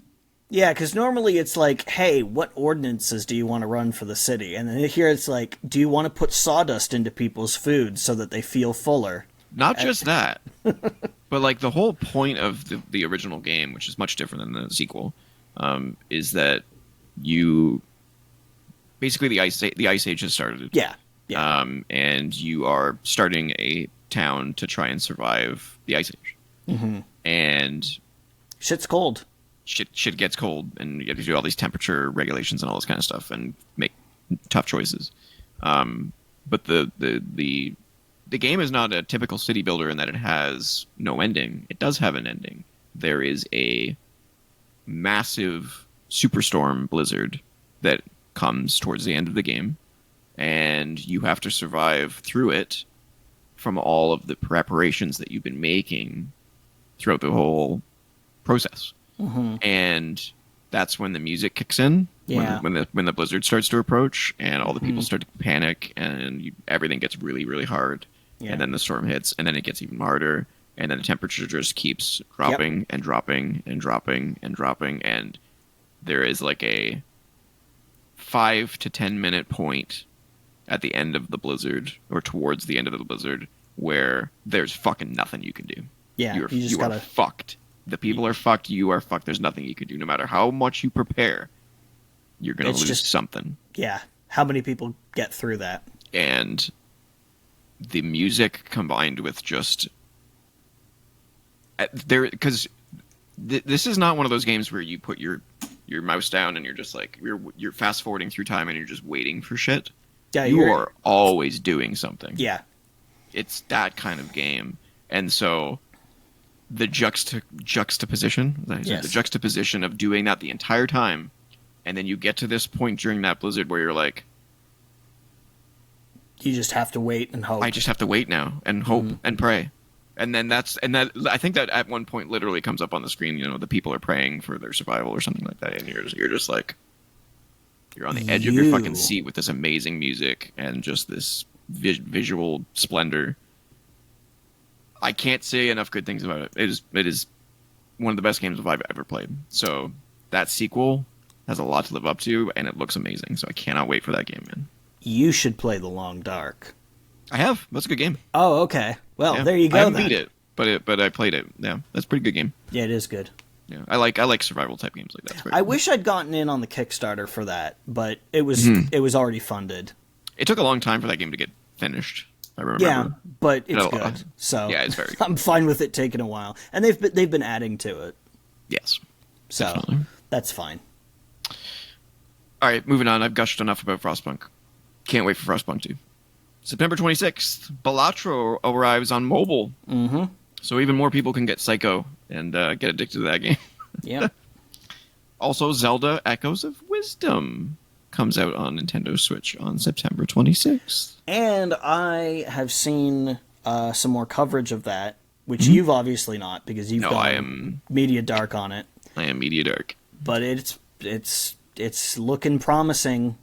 Oh, I have no doubt. I'm convinced that game's going to be great. Yeah, well, nothing less than a 9. From people who have played it, it sounds like it's pretty good. Yeah, I can't wait for that game. It's not good. Nintendo games I never played day one anymore, unless it's like the 3D Marios or the 3D Zeldas. Yeah, I will get to that game eventually. It won't be a day one purchase for me. Mostly because they're for me.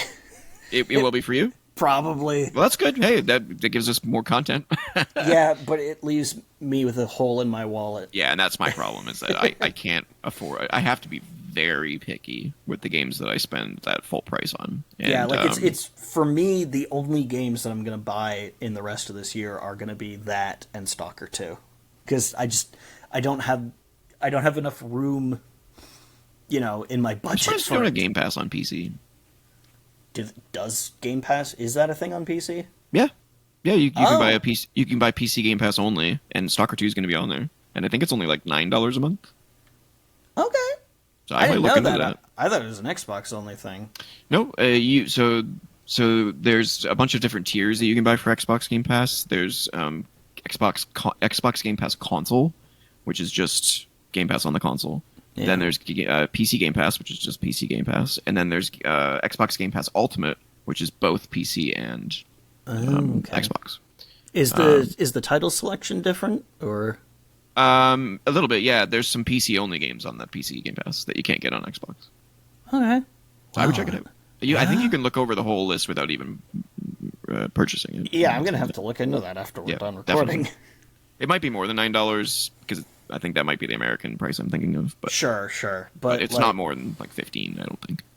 Yeah. So yeah, I would check that out. Let's save you some money.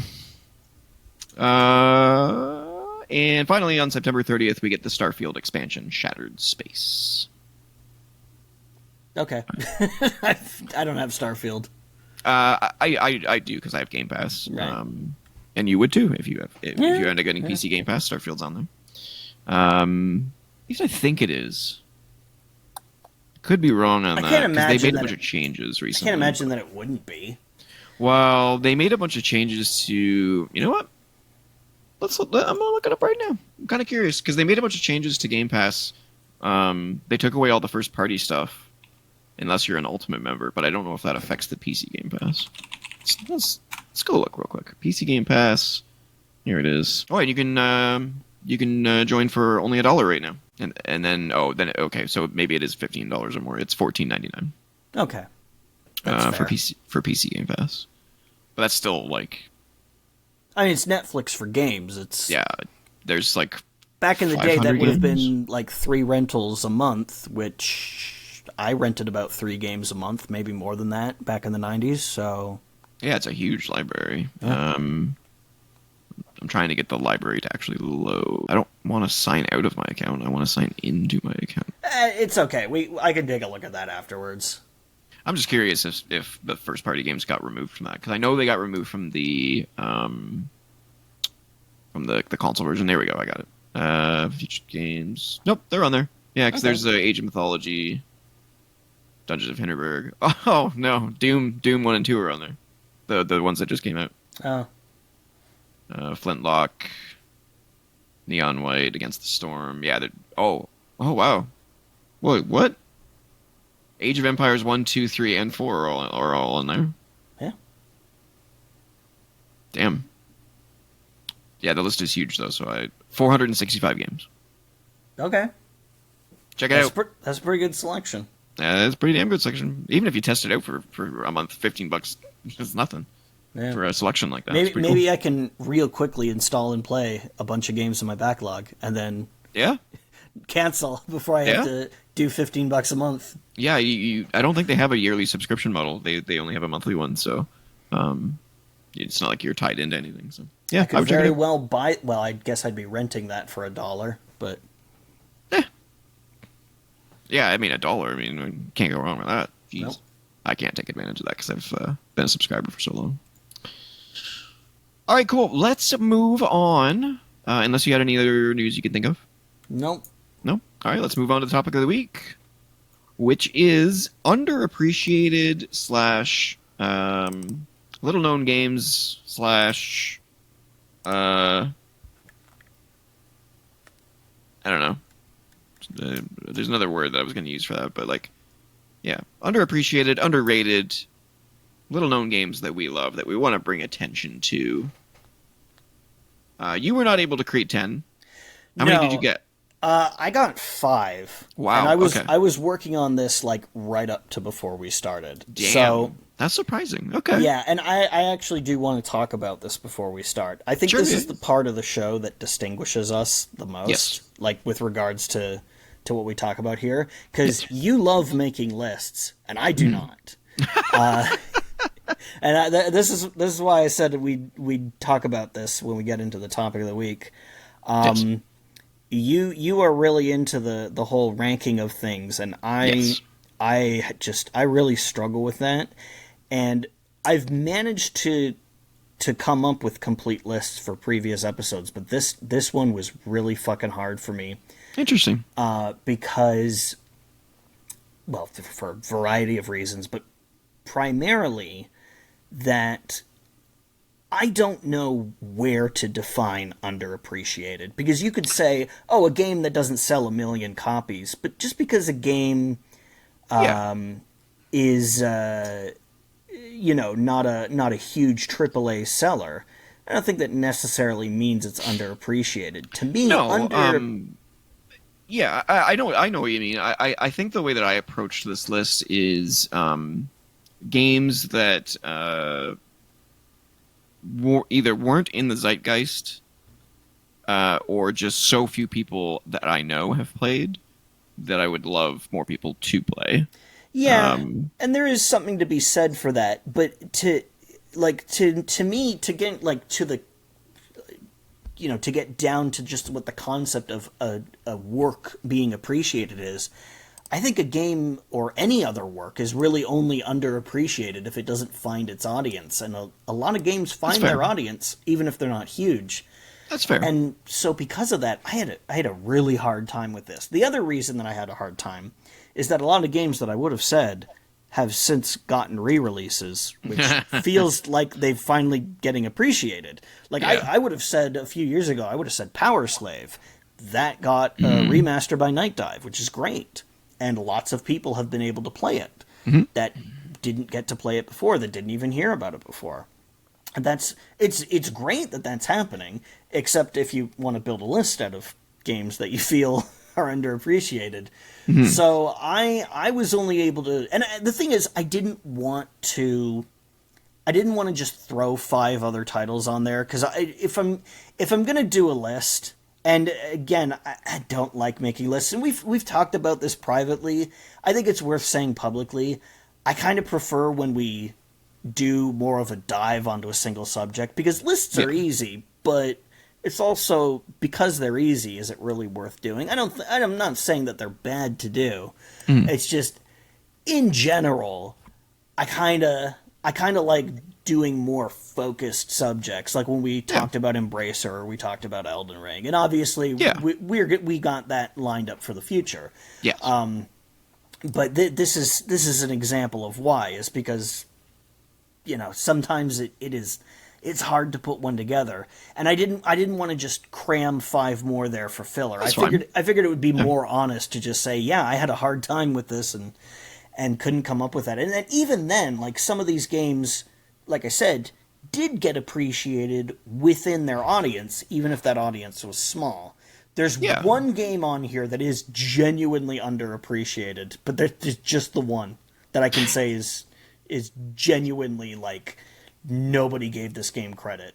And you'll see why when we get to it. The answer will be pretty obvious. Yeah. Yeah, I think there could be a really wide definition of why these games are on the list, and when I get to mine, I'll specify why I think they deserve to be on this list. I think is the best thing I can kind of say. Since you have 5 and I have 10, when I go, I'll do 2. Sure, that and sounds then fair. you'll do one, and then that way we're not heavy on one side. Yeah. Should I go first then? Sure. Okay. So I split my list into two halves. I did 5 modern games or more modern games, and then 5 older games. I have a well, not a huge range, but a range. Okay. Yeah, I try to vary my lists as much as I can when we do these. So I'll do one from each time I go. So Sure. from the more modern list that I have, I'd like to highlight. I'm gonna do this one real quick because I've talked about it at length before, so I don't need to talk about it at length anymore. And that's Folklore for PlayStation 3. Why that game hasn't got a remaster, I just want to play that game. I just want to play it. I need to play it, and I think one of my games has previously appeared on the show as well. So that's fine. Yeah. Repeats are no big deal. We can toot the horns of games that we want to toot the horn of. That's all right. Absolutely. Brute force. Yeah. Yes. Exactly. But yeah, I wish Folklore would have got more attention, and I wish and hope that one day it will come back in some form because it's a great game. Yeah. Brute Force is not on my list because between the two of us, there's more than enough appreciation for it. Yes, agreed.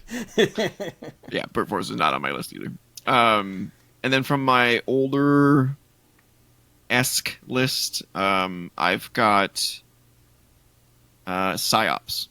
You remember PsyOps? Oh, yeah. Yeah, the Mindgate Conspiracy, I think was the full name. I feel like that game was fairly well appreciated in its day, but it didn't get a sequel, did it? No, it didn't sell very well. So it was underappreciated financially. Yeah. I got decent reviews, and it was better than... there was 2 games that came out at the same time. Second Sight. Oh, yeah. I think was the other one. They came out very, very close to each other. Yeah. That happens But this sometimes. was clearly the better game. Yeah. And I remember Cold, the band Cold, had a song that they played for it, which was a really good song.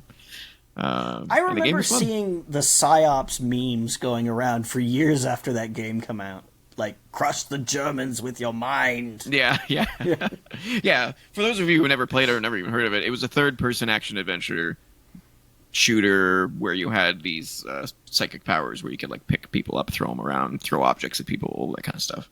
Is Second Sight the one with the box art where the guy's, like, holding his head and looking at the gun? Yeah, I think it was a first-person game as opposed to a third-person one, if I remember correctly.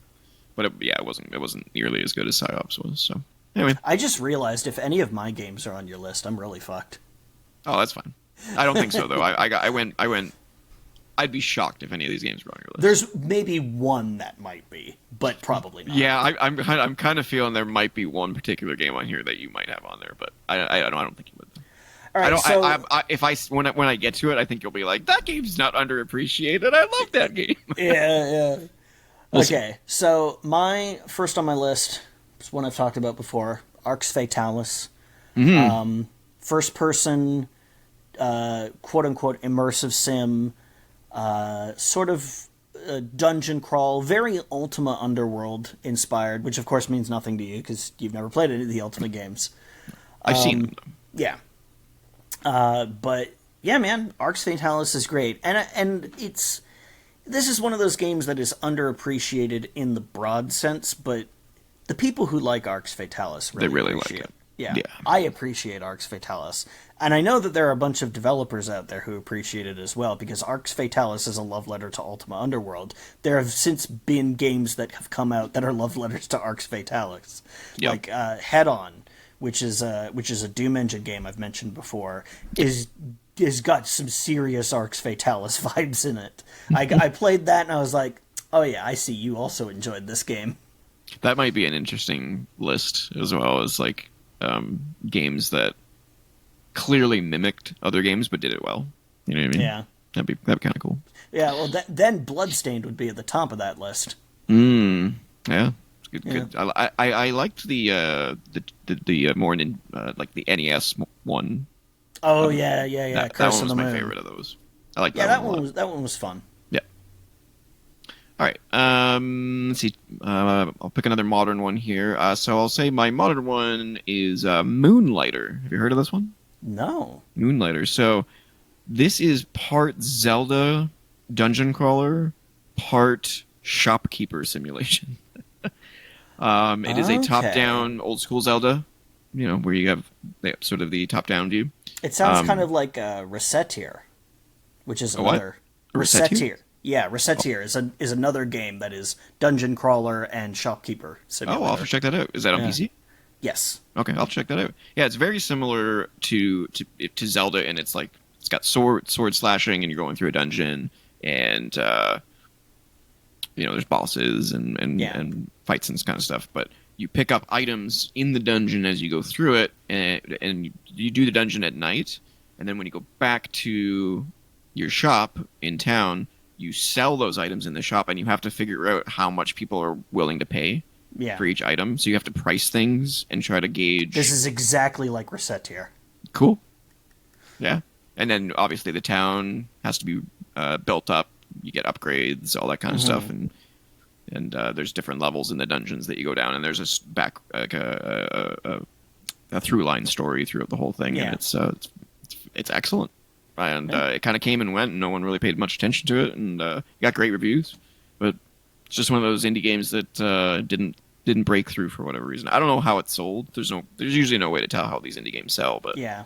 unless they're like a critical, massive success. But highly recommend Moonlighter. I'll Check that take a out. look at it. Yeah, I'm gonna have to check out Resetir. Can you Yeah. put that in the chat? Yeah. Yeah. That way I Yeah. can take a look at that because Moonlighter is amazing. I like that game. So anything that's similar to it, maybe it's an ode to that game for all I know. Do you know how old Resetir is? 2010. Oh, no, it's not old at all. Okay. Yeah, I'm gonna put the Steam page. I feel like Moonlighter was probably like 2017, maybe. So it's not super old. Cool, thanks. Take a look at that after.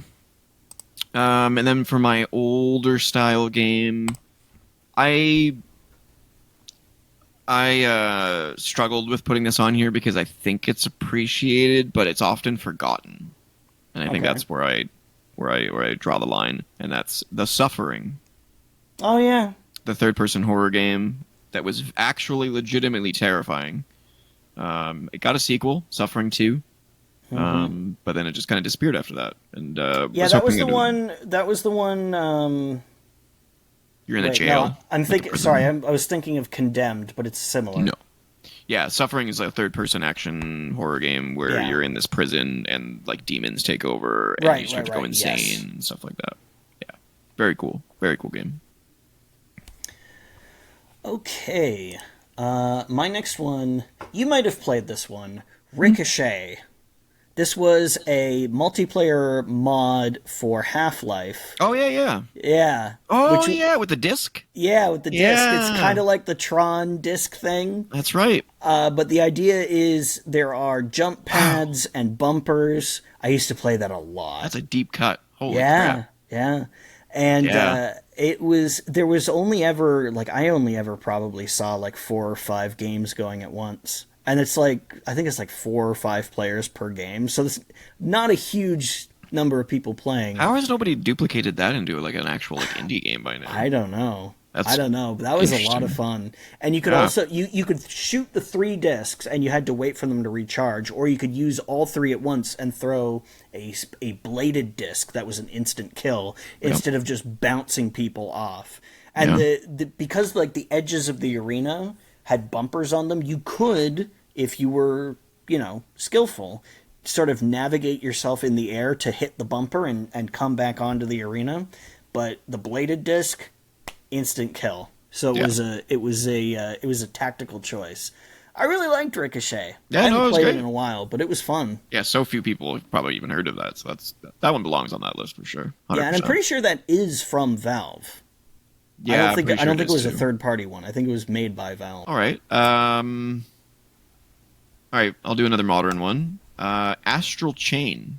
You remember this one? Oh yeah. It was a Switch exclusive. Mm-hmm. It was like a third-person kind of action JRPG. Platinum Games. Yeah, Platinum. Yeah, that's right. And the whole gimmick or concept was it that you were this. I think you were like in a robot or a creature. I can't remember You're specifically. like a future cop kind of thing. Yeah, and you had this chain that followed you, and you had to like use the twin sticks to wrap the chain around enemies to do moves and stuff like that. It was really fun. That was probably the most anime game that I've enjoyed in like a long time. Yeah. And I almost beat it. Only problem, 30 FPS. Yeah, that was my big problem with it in a as well. platinum game is like the kiss of death. Why would you? I don't understand why that game was not brought elsewhere. They must have had an exclusivity deal with They Nintendo. must have. Yeah, they would have had to have had. But like, Remaster that game on Switch too. Or just release a Switch 2 patch for the game. Yeah, for sure. Think about all. Oh God, man. Breath of the Wild and Tears of the Kingdom 60 FPS patches. Yeah, frig, man. Absolutely. I'd replay that game instantly if they do that. Yep.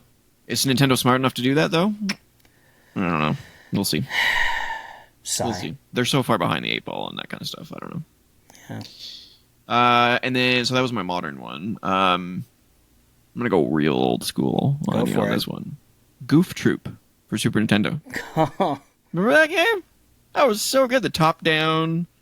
I don't think I ever played the game. I remember the show. Okay, you gotta look up. I think you've played it because I'm pretty sure we've played it together because it was a co-op game.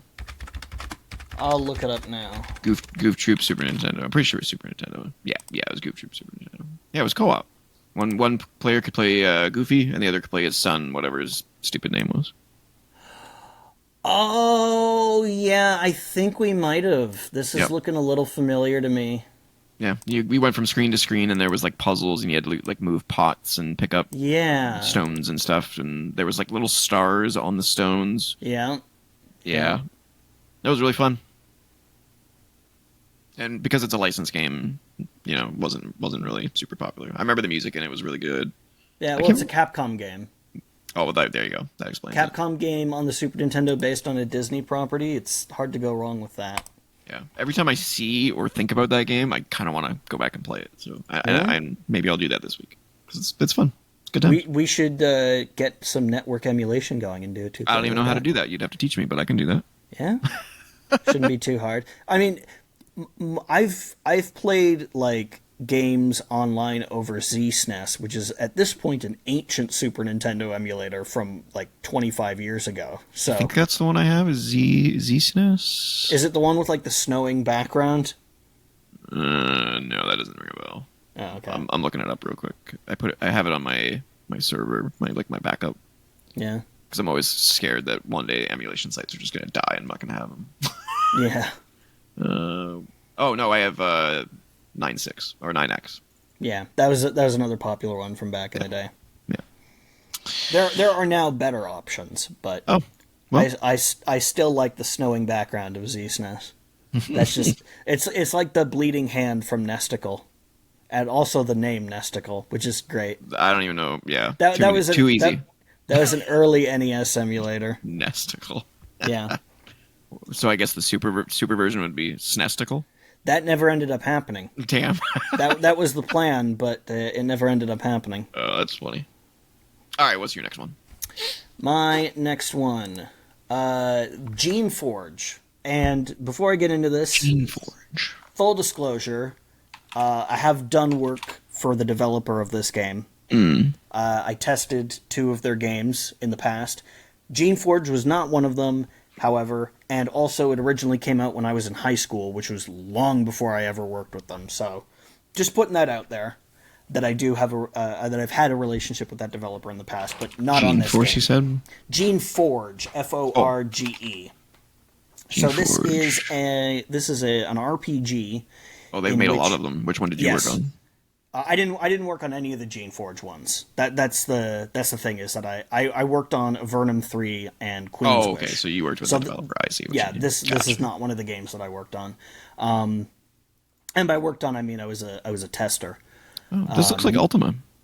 Mm-hmm. So this is an RPG in which you are a magician, a magician student who crash lands on an island, and you are what's called a shaper, which is a magician who creates life.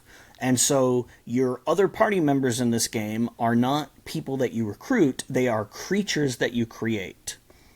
And you as you go through the game, you unlock a bunch of different creatures that you can make, and you have two magical resources in this game instead of one. You have energy, which is used for casting spells like fireballs and healing and that sort of stuff, and then you have essence, which is used for creating creatures. And that's how the game manages your creature creation, is that you have a hard limit on your essence, and the more creatures you have, the lower that limit is. You don't get back, like, it basically reduces your max essence until a creature dies or you do away with it. Right. So that's how it, stops you from just making a billion of them. Kind of like if you kind of like the games where there was like track builders, and they had like a meter that went up the more you may put on the track. And it was eventually like, no, you can't put any more on the track. It's too much. Yeah. And you could there's different ways you could play this game. Is you could say, hey, I'm going to make a few creatures early on and then level them up over the course of the game, or I'm going to go it alone, and then once I get the really powerful ones towards the end of the game, I'm going to start making them. Or any combination thereof, right? You can create creatures that you might only use just to trip traps, like proximity bombs or whatever. There's all sorts of ways you could play.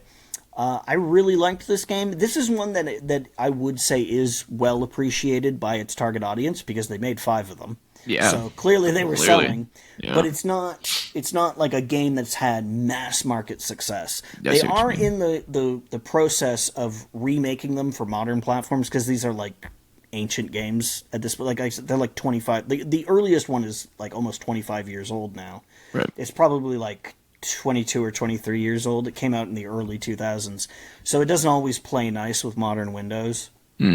Or modern Mac OS for that matter, which has changed processors twice. Yeah. Good luck getting a PowerPC application to run on the ARM-based Macs. So they're in the process of going through and redoing those. They've already come out with the first one. I believe they're working on the second one right now, or did it just come out? I don't remember. I didn't get in on that Kickstarter either. But Gotcha. So cool. That was one that I really enjoyed, and yeah, they look cool. They're fun. Yeah. Let's see. You have 2 more, right? Yes. Okay. So I have 2 technically modern ones. Here. So one of them is Song of the Deep. This was the submarine Metroidvania game that the EB Games developer, I think it was called Trust Company or something like that. Okay. Game Trust, I think it What was. is it with submarine games? There was a few years there where there was just a bunch of games about submarines came out. There's definitely trends in the gaming industry. I mean, so many times we've had games come out at such similar times that are so similar, like we were just talking about with PsyOps and Second Sight. Yeah. And then there was We Need to Go Deeper, and then there was what's that one that Markiplier is turning into a movie? Iron Lung. Oh, Iron Lung, yeah. Yeah. And then there was Infamous and Prototype came out at the same time. Yeah. It happens surprisingly a lot. I don't know why that happens, but it's a weird thing that occurs in the gaming industry for sure. It was published by Game Trust. That was the publisher, but it was developed by Insomniac. Oh, Song of the Deep, and it is like I said, it's a Metroidvania. Where you're a little girl that pilots a submarine under the water looking for her father who went missing at sea. And if he's under the water, I don't think she's going to find him. At least not in any state worth bringing back. Well, it is a very cutesy art style. I wouldn't say cutesy. It's very colorful, though. Mm-hmm. But it's a Metroidvania, so like you're piloting your submarine, you're gaining new abilities, you're gaining new weapons. There's boss fights. It's a fantastic game, and it sold like shit. If you think that was the darkest joke I could have made about that, I could have referred to Ocean Gate. That was me showing the submarine that went down last year. That was me showing restraint. Yeah, that could be a random encounter. Oh, please no. I don't know if we want to go that dark on that show. No, no, no, no. No, no, we don't want to do that. So yeah, highly recommend Song of the Deep. It was a PS3 generation game. Okay. It was also on Xbox 360, I'm sure. Was it Xbox 360 on PS3? Yeah. Yeah. Whatever that generation was. It's also probably on PC, unless they no longer publish it. But Yeah. highly recommend Song of the Deep. Great Metroidvania.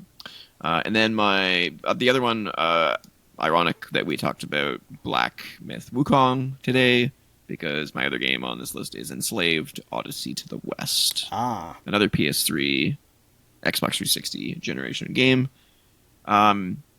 Very underrated. Great game. Great developer. The only problem with it was, it wasn't mass appeal, clearly. But the other problem was that it was 30 frames per second, and that game needed 60. And it hurts my heart that game never got a remaster. However, one thing I Who haven't developed tried. that? What's that? Who developed that? I forget. The Heavenly Sword guys. Oh, is it Ninja Theory? yeah. Ninja Theory. Yeah, Ninja Theory. Yeah. They're doing Hellblade okay. now. Yeah. That's done well for them. It's been very critically Well, acclaimed. the first one did. I don't know about Yeah. the second one. Well, I don't know about the second one, but the first one was First one's fantastic. very Yeah. well received. I still haven't played the second one. I gotta get around to that. Gotta get around to that. Because that first game's really good. But yeah, Enslaved Odyssey to the West, fantastic game. Great combat. Great visual style. Like I said, it does suffer from 30 frames per second when it should have been 60, but it was PS3 generation, and we didn't really have... Yeah, they also made that mistake with their Devil May Cry reboot. Yeah, that which is sucked. not a great game, but if you play... I liked the well, reboot. if you play the next gen version, which is 60 frames per second, Definitive Edition. then it's pretty good. Yeah, I Even loved that game. Even So if the character design is kind of...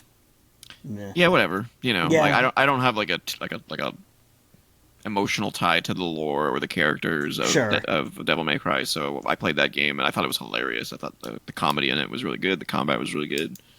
I remember fighting the big titty guy, Yeah. big titty demon. It was so funny.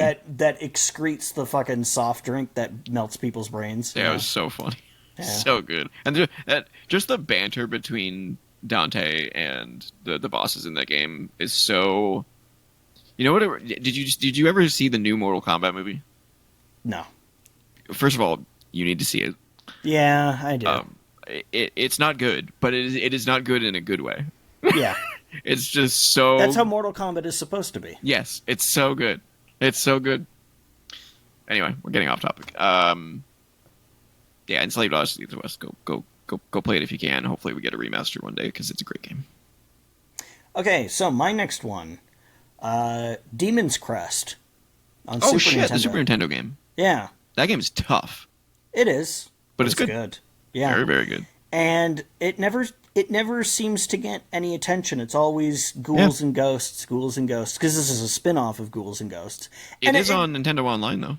Yeah, it is. Mm-hmm. But like, man, I think an HD version of that would look really nice. Oh yeah, yeah. And we got that HD version of Ghouls and Ghosts. In fact, I think we've had a few of them. There was a mobile one a few years ago. Yep. And there was the one that's done like the pop-up storybook style that came out like I think like 2 or 3 years ago. Yep. I'd love to see a new Demon's Crest. Now, admittedly, they did make 3 of those games. There was Gargoyle's Quest 1 and 2, and then Demon's Crest is the third one. Mm-hmm. But, dude, Demon's Crest. Really Yeah, good. it's a great game. Yeah. Yeah. I think I rented that game several times. It was a good Yeah. game. Really, really, really good game. Yep. Side-scrolling, Capcom. action. You play as like a gargoyle demon character. Really good. Yeah, and you unlock different forms and different Yep. powers. That's 2 separate things. So between the two, you're constantly transforming into all sorts of different shapes. It's awesome. And one of those rare games that has a very limited HUD. Mm-hmm. Very limited HUD. Very cool. Okay, I guess I'm on my last 2. I saved the best ones for last. So I'll start with the old one because this is the one I think you're gonna yell at me for. Okay. But this is my old one. Mystical Ninja starring Goman for the 64. No, yeah, yeah, I Yeah, it's agree. underappreciated for sure. In my opinion, it is. I mean, it's not even available anywhere. You can't play it. No, I It's love that game. I oh, it's so good, really, dude. The robot fight. really love that game. Oh, But I mean, Konami has never been great to that franchise, and no. considering what Konami is today, like, I think there's 4 games in that series, and I no, think there's way more than four games well, in 4 games in the series. English. I Yeah, think. in Yeah, English, yeah. yes, but I but think in if I'm Japan, there's a bunch more. yeah, if I'm not if I might be wrong here, but I think a new game is about to come out called Bakaru Maybe. or Bekaru. Well, let me I look have it up real no quick. idea. You'll know more about if it's related. Bekaru, I think it's called. Bekaru. Yeah, Bekaru. Bekaru. Bekaru. Let's see here. Just trying to find some images of it to see if it looks like. Because I think Goemon's in it. Oh, it might just be a thing that he's in because he's shown up in like the Konami racing games. You remember It the, says the Goemon's successor, Bekaru. Oh, okay. So I don't know if it's a spiritual successor or yeah, Goemon's successor, Bekaru. I'm not Yeah. seeing it here on Wikipedia. Here, I'll put a link in Okay. it's a Destructoid article. What are you talking about? I'm not using an ad blocker. Okay, fuck off. I'm doing God, I this hate through those pop-ups. I'm doing this through Edge, which doesn't have an ad blocker Yeah. installed. Oh, but I do it in Firefox with my ad blocker and I don't get the message. Fail. Oh, this is a spiritual successor. Yeah. So looks it's like not it. an official thing. That's why it wasn't on the list. There you go. Yeah. But Oh, yeah, it says I while the I it's look hard at to- it and I see where you're going with that. Okay. Yeah. But yeah, it's not. It's obviously not a Mystical Ninja game, but yeah, Mystical Ninja starring Goemon, fantastic N64 game, very underrated. More people needed to play it. Love Yeah, that love robot fight. That's Yeah. the thing I remember most With about the it. whole And just song running and around. everything. The song. Oh, the song. Yeah, with Yeah. summoning the yeah. Mhm. God, so good. And there's no real way to play it. It's unfortunate. I hope that I've heard not good things about the N64 emulation on Nintendo Online. I don't know if they've fixed it since because I haven't heard anything recently. But I hope they bring that game to Dude, that. one time back on Windows XP, I was playing that game in an emulator, and I just completely by chance happened to get the sky that was in the game and the clouds just where the window was positioned on my desktop kind of lined up with the Windows XP background, you know, the clouds and the Oh hills. yeah, And it was I, almost the same. and I was like, wait a minute, what the fuck? I have a screenshot of it somewhere. I'll see if I can find it. Sure. But yeah, great game. And then my last one is a modern game, which I've talked about on the show before, but I don't think you were here for any of them. And that game is called Chance of Senar. No, I'm not familiar with that one.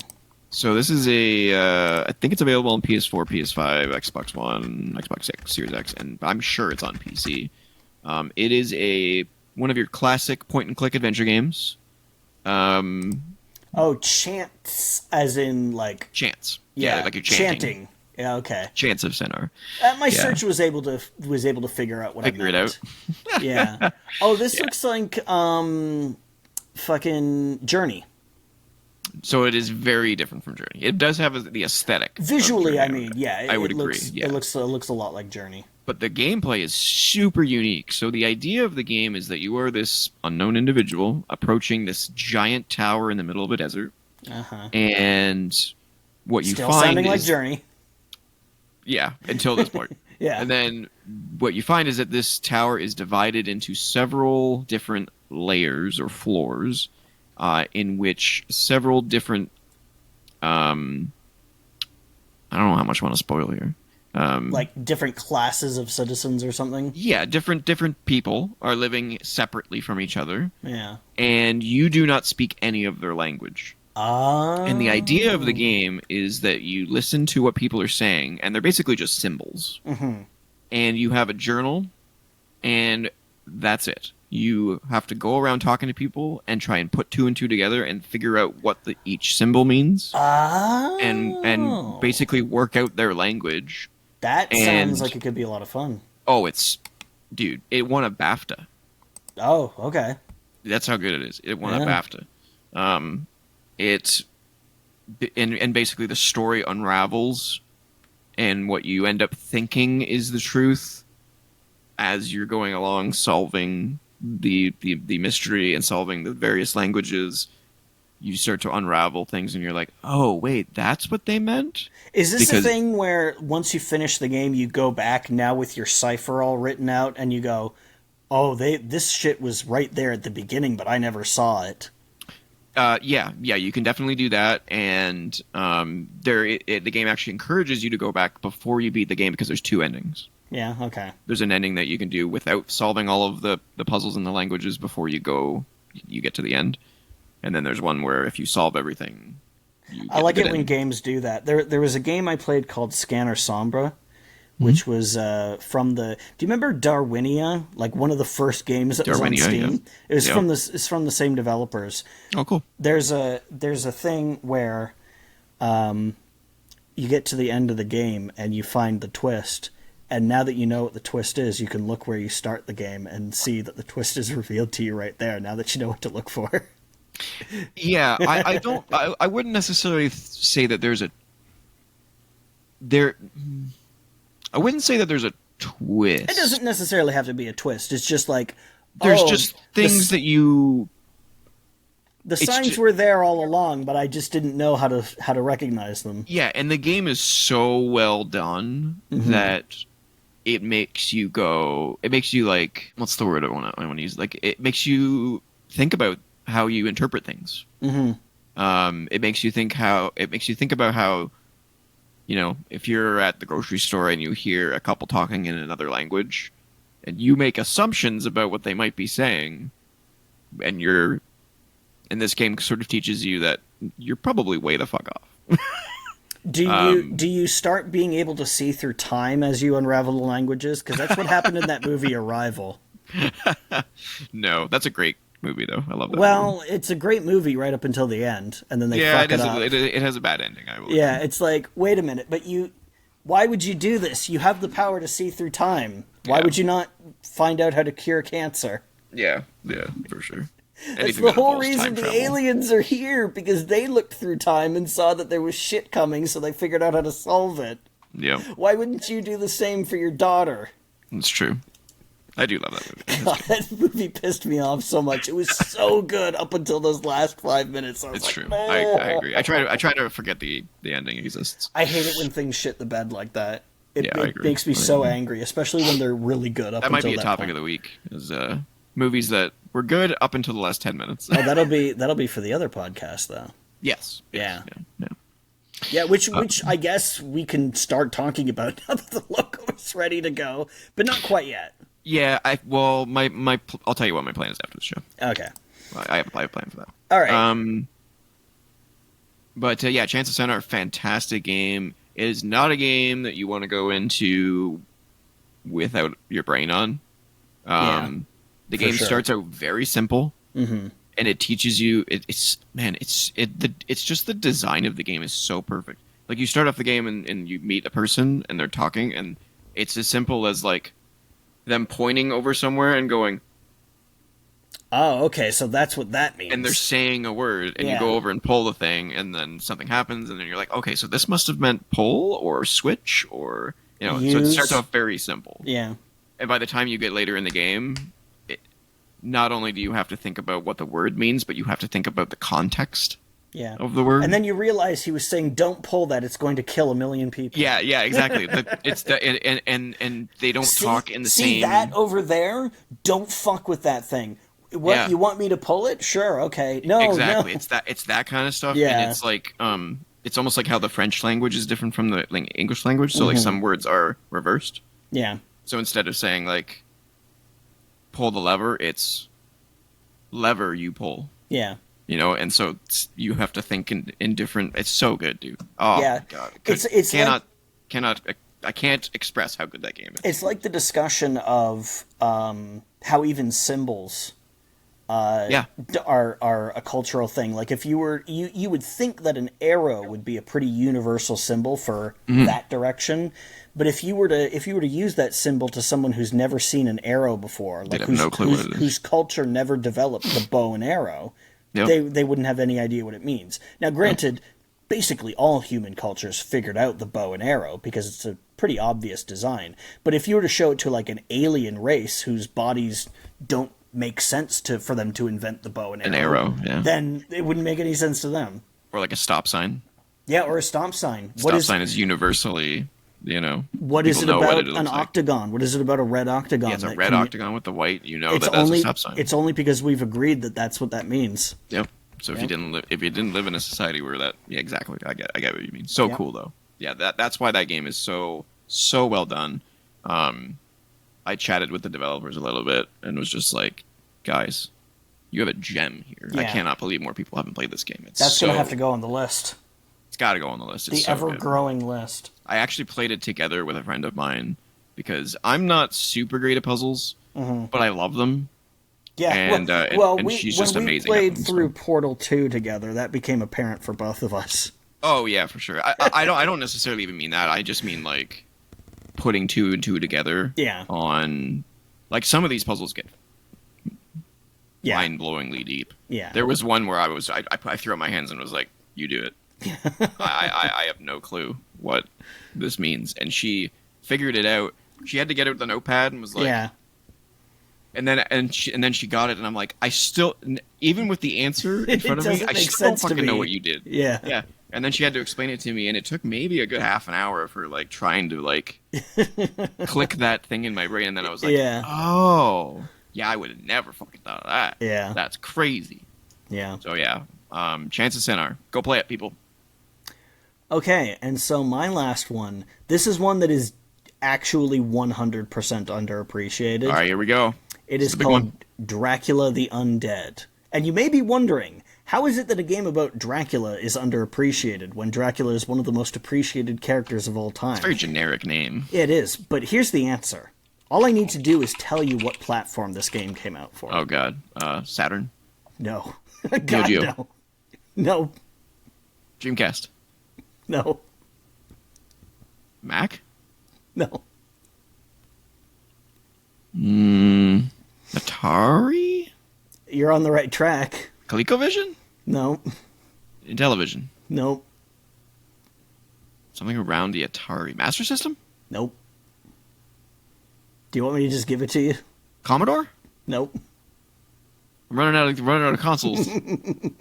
Yeah, what is it? The Atari Lynx, the handheld Oh that they shit. made. Oh good lord, yeah. That explains that. So, Dracula the Undead is like a point-and-click adventure game without the pointing and clicking. There's no pointer. You move your character around.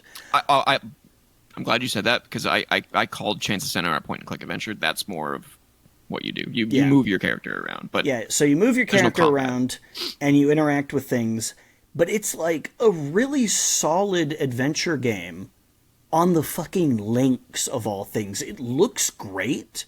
It's even got like a sepia tone art style. Even though the Lynx is a full color system, they deliberately go for that, old like black and white film look to it. It makes really good use of the sprite scaling that the Lynx can do. So, like, when you get closer to the screen, like when you get closer to the foreground, your character scales up and gets bigger, and when they go off into the background, they get smaller. It's got an interface that works really well. You go to your object, and then you select, like, a verb to combine it with maybe an object in your inventory and the object that you're interacting with in the world. right. Like they put real thought into how do we make a point and click adventure game on a system that doesn't have a mouse and cursor sort of interface, and it's good. There's not, I would say, anything revolutionary about it, but it's a good game. Just a solid game that didn't. And it was put on the fucking Lynx. Yeah, of all places. Like, it's so I wonder if unfortunate. I know that Switch gets a lot of like weird Neo Geo ports and stuff like that. I wonder if they ever got that on their store. I've never seen an Atari Lynx game show up on the Switch. I think it'd be cool, Yeah. but like, fucking, I don't even know. Or it might be on the Wii shop. Remember, it had weird It consoles. did, but number one, the Wii shop is long gone, and number two, it did not That's have true. the links. It definitely did not have the links. Bummer. It had So the Lynx Master is just System. a lost platform. Yeah, basically. It's a shame. That kind of Yeah. stuff sucks. Yeah, but I mean, it emulates, so Why is there not a video game museum by now? well, there are places that try to do that, but I mean, it's a big undertaking. It's got to be done eventually. It's Someone's getting got to do it. it's getting bigger every year. Yeah. The thing to do until then is emulate. That's all we can do. Yeah. All we can do.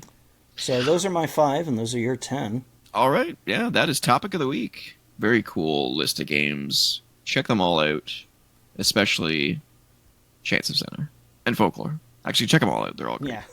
That's the whole point. Check them all The whole out. point. Check them all out. They're really, really good. All right. Well, you know what time it is. That brings us back to 20 questions. Oh, here comes Dante. What do you want? Oh, here we go. You waking up? Okay. Yeah, this brings us to video game 20 questions, and this week it is your turn to guess. Mm-hmm. And I've only selected one game. Okay. You want to come down and join me, or are you just going to whine at me? Yeah. Okay. He's just going to whine at me. Sure. All right. Let the questioning begin. Okay, well, I'm going to start with the usual. Was this released on or after January 1st, 2000? Come on. Okay. Come see me. Or I'm don't. going to You be can keeping track of these in the chat. Yeah. And so it's from before 2000. Yes. Was it released on or after January 1st, 1990? Yes. Okay. Well, I guess I might as well split the difference. Was this released before, or on or after, I should say, January 1st, 1995? On or after January 1st, 1995. Yes. Okay. All right. Let's see here. Was this a first-party title? No. Was this title... Hold on. Let me double check that. No, it was not. Okay. Was this game exclusive to a platform? Do you want to rephrase that question? Just so I get a specific... I don't want to mislead you. Okay. Interesting. Was this game exclusive to a platform at the time of its release? Because that's what I would say if a game got re-released on multiple platforms later. Or should I go somewhere else with this? Yeah, I don't want to mislead you with this question. Okay. I mean, I guess I could ask, was this game available on multiple platforms? But that also doesn't... That's basically the Hold on, the my same cat's thing. playing with the wires. Oh, dear. All right, I'm back. He's never done that before. Okay. Okay, I think you were asking a question. Yeah, I was going to say, I could ask if it was available on multiple platforms, but that's just kind of the reverse. Yeah. I'm not sure. Now I'm hung up on, like, how could something be... how could that be a... that's hard to say kind of question. Because it either is or it isn't. I don't want to give too many hints. That's the Like, problem. what could possibly mislead me about that answer? Now I'm... Oh... I gotta figure out a different way to approach this, because that's gonna bother me. The only thing I can really suggest without, giving you too much is think about how you phrase the question. Okay. Because the original question I could answer, but I want you to be aware of the question you're asking. Okay. I think that's the best I can really, Let me rethink this then. I don't want to be unfair because if I had have said a specific answer to that question, it may have misled you. So I didn't want to. Okay. Let me take it from a different direction. Yeah. Was this game developed in Japan? Yes. Okay. 4. No, Yes. 5. Yes, 5. Was this game available on the PlayStation? Was this game available on the N. 7. Jesus Christ, a Japanese game on the PlayStation. That doesn't narrow it down very much. What's that? A Japanese PlayStation game. Oh. It doesn't narrow it down by very much. I have a feeling I'm fucked. Hey, I don't think I've won yet, so I had to raise my difficulty level because you wrecked me last time. Yeah. I don't think this isn't like impossibly hard. I know you know the game, so Yeah. I would never pick something that's stupid obscure. If it's a Japanese game on the PlayStation, I can definitely whittle down the list by asking, is it a role-playing game? Okay, well that takes out a lot. yeah, it does. It's 8, I think. Oh, wait a minute. I think I might have just figured out. Was this a port of an arcade game? Technically, yes. Okay. 9. Technically. So that interesting. That to me, that's just given me a thought. Maybe it was a PlayStation game that then went to the arcade. No, it's technically an arcade port. Technically an arcade port. Okay. Yeah. I'll have to explain what I mean by that later. Yeah. I can't. Yeah. Can't give you more than that. Is it a fighting game? Yes. That's 10. And he said he wasn't going to get it. Well, there's a lot of fighting games. Yeah, it's true. I guess we could break this down. Was this game down. developed or published by Namco? No. Okay, so it's not Tekken. Was this game developed or published by Capcom? No. So it's not Street Fighter. Fighting game that's not Tekken or Street Fighter on the PlayStation that's developed in Japan. And it can't be Bushido Blade because there wasn't an arcade version of that. Oh shit, I shouldn't have said that. I could have picked that for a future game. Shit. You still could. I still could, but now it'll be obvious because I've brought attention to it. Fuck, I really like Bushido Blade. Why didn't they make a Bushido Blade for Wii? What the fuck? I was going to pick Mystical Ninja, but I was like, yeah, I got to bring that game up. Yeah. Hey. PlayStation. What are we at? 12? 1, 2, 3, 4, 5, 6, 7, 8. Japanese PlayStation fighting game that's not from Namco or Capcom. Fuck me. Fuck, I have an idea, but I forget the name of the game. Oh. And I don't think it was ever in the arcade. And it's too early for me to try and take a guess at a game. You could try and narrow it down to that game. Yeah, but I can't even remember who developed it. Shit. Is there anything about it that's unique that you could ask about? You can ask that. Yeah, but I don't know if you'd know the answer to it. Oh. I would know. I have the wiki. I can figure it out. Oh, Christ. Wait. No. Okay. Was this game developed or published by Squaresoft? No. Okay, so it's not Tobal number 1. That's 13. Yeah. Looking at you, viewers. I believe you figured it out yet? I think Tobal had an arcade version. Maybe.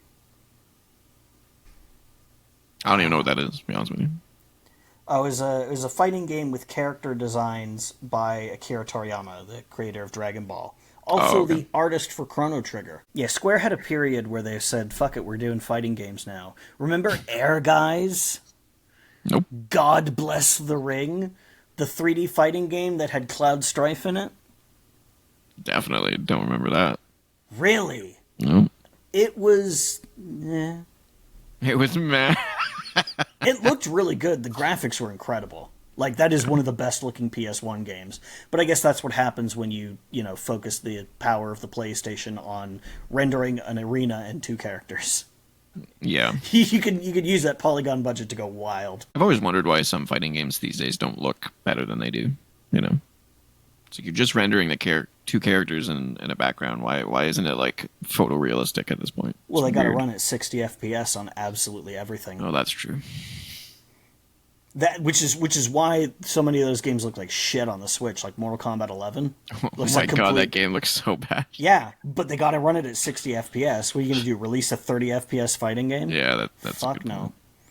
I don't know who would play that game on the Switch though. It's weird. I mean, when you're just fighting and it's going back and forth really fast, it probably doesn't matter how good it looks, as long as you can identify which character is which. That's true. That's all that really matters. Not Squaresoft, not Capcom, not Nam. Was this game developed or published by F? So it's not Fatal Fury. It's 14. Yeah, I'm running out of fighting game developers on the PlayStation that I can think of. I'm not a huge fighting game guy, so Yeah. I know you know it though. yeah, I probably will, but it's just not at the forefront of my mind. No. Like getting Just like the 2 games you gave me. yeah. Yeah. But like getting to BioShock Infinite was really easy because that game was huge, and it was like, okay, yeah, all right. Yeah. Which is why it was too easy. Which is why it's good that you've picked something that's not so up like front and center. Yeah, I would say this one's probably between the 2 in terms of difficulty. Yeah. Easier than Black, but harder than BioShock. Yeah, that's good. It's more interesting to watch people squirm than to watch somebody doing a victory lap. Yeah. Oh, I need a man. victory lap though. Yeah. 2-0. I'll see about that.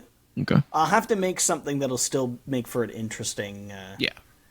But it's not going to be the Peacekeepers, though. I'm definitely not going to pick that. That'd be too easy. You'd be like 3 questions in. Like, Is it a brawler? You'll be like, is it before 2000? Is it after 1990? Is it on the Super Nintendo? It's the Peacekeepers.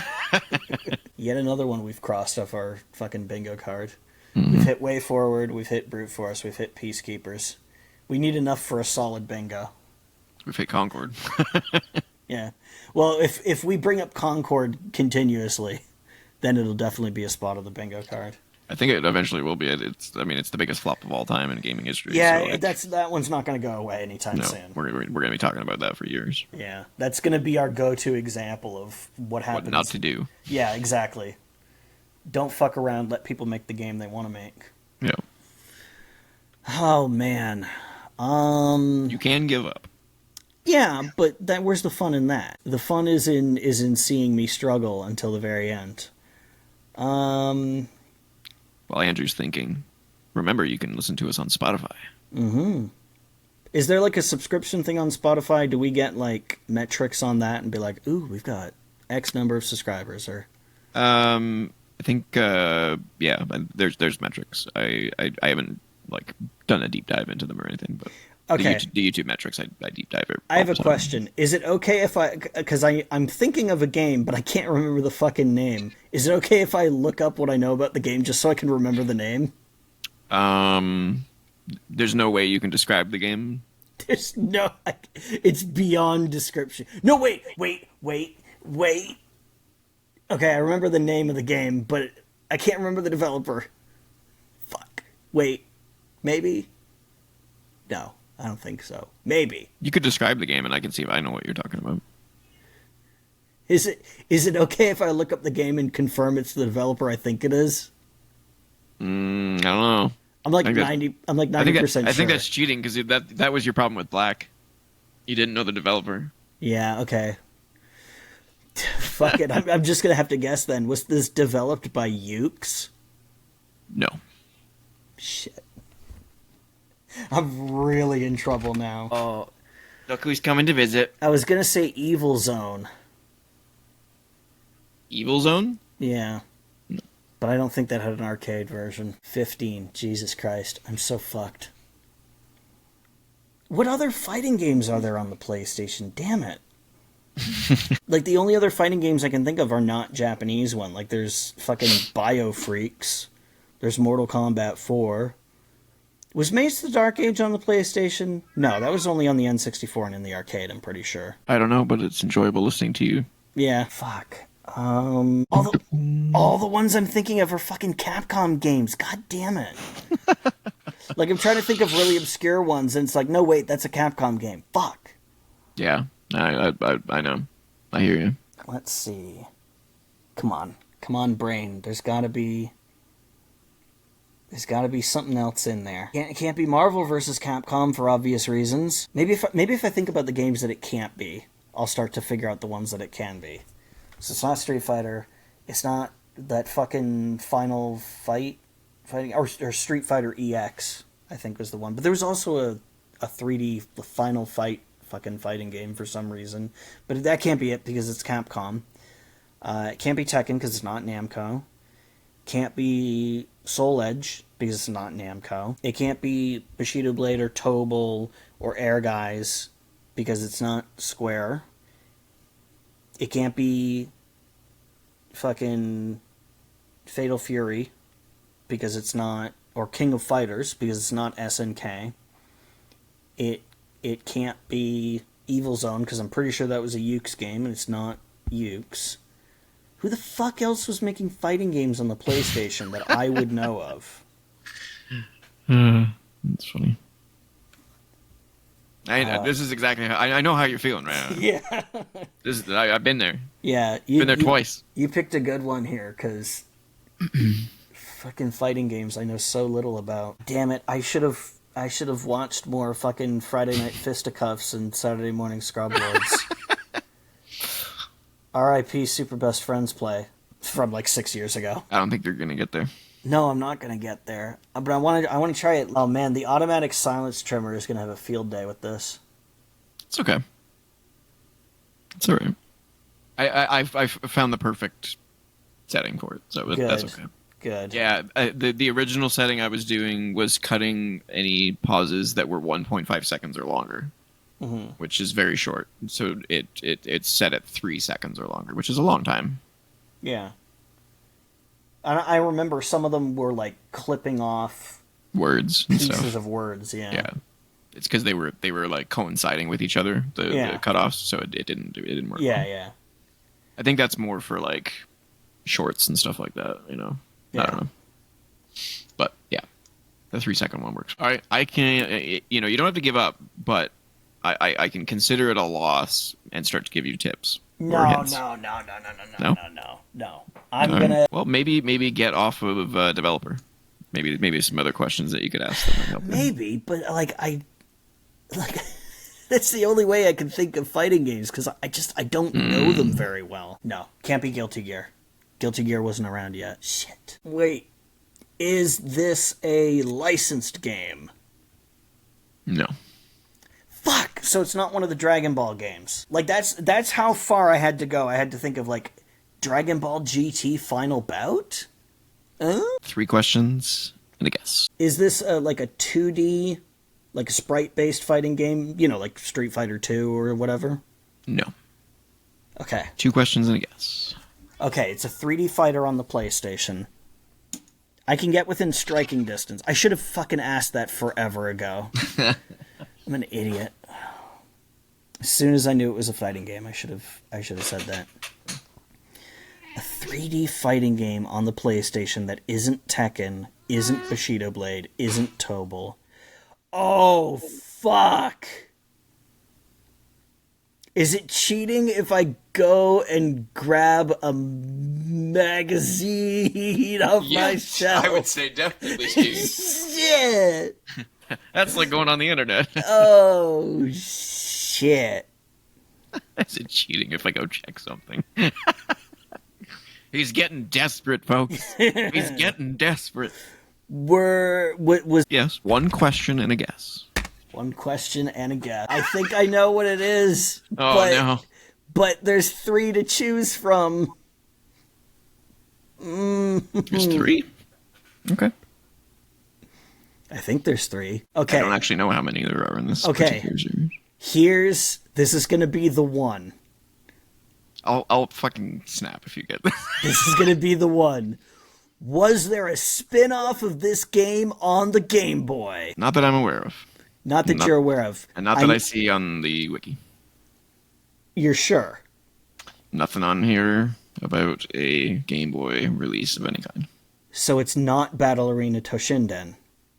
Fuck. And now you're at your guess, sir. I don't know what the fuck to even guess at this point. Because Toshinden was the last thing I had. What other fucking 3D fighting games were there on the PlayStation? I know that they exist, but Indeed. I can't think of any. You'll I think got to Toshin. you'll think of it when I give it to you. I got to Toshin, and I'm surely, by process of elimination, maybe I'll just get it. God. No, that's not Japanese. I briefly feared it was going to be Star Wars Masters of Terras Kasai. But that's You also asked if it was licensed. Yeah. So there's Cassie. They fucking referenced that in Solo. Yeah, I know. I was like, really? Really? It's a good movie, though. I like that movie. Oh, I love the movie, but did you really have to reference that fucking game? I think it was clever. No, I mean, because like nobody in the audience is gonna have any idea what it means. I mean, that might have been a thing from one of the books even before the game. I have no idea. But yeah, the first probably. and only place I ever heard of it was the fucking game. Fighting game on the PlayStation. That's Japanese, but it's not any of the people that I know that make 3D fucking fighting games. This is gonna be from somebody who I wouldn't think to make a fighting game. But what Japanese company would I don't know if that was on the PlayStation. I don't know if that was on the PS1. It might have been, though. But I don't know. But it's the only thing I can think of. I need another minute to think about this. We are 3 minutes away from 3 hours. So yeah, I know. You're in. Well, the trimming will cut that down. Yeah, well, that's true. It usually ends up being like 2:45. Yeah. Oh, shit.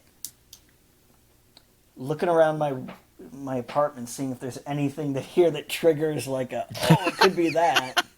I can't do that because behind me there's a bunch of games.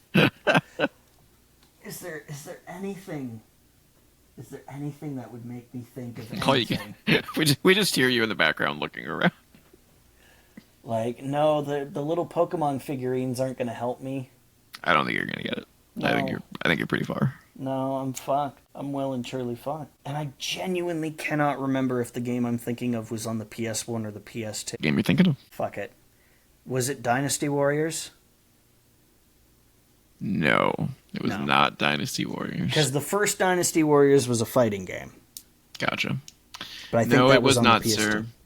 I will give you some hints and see if you can get it, just to make you feel better.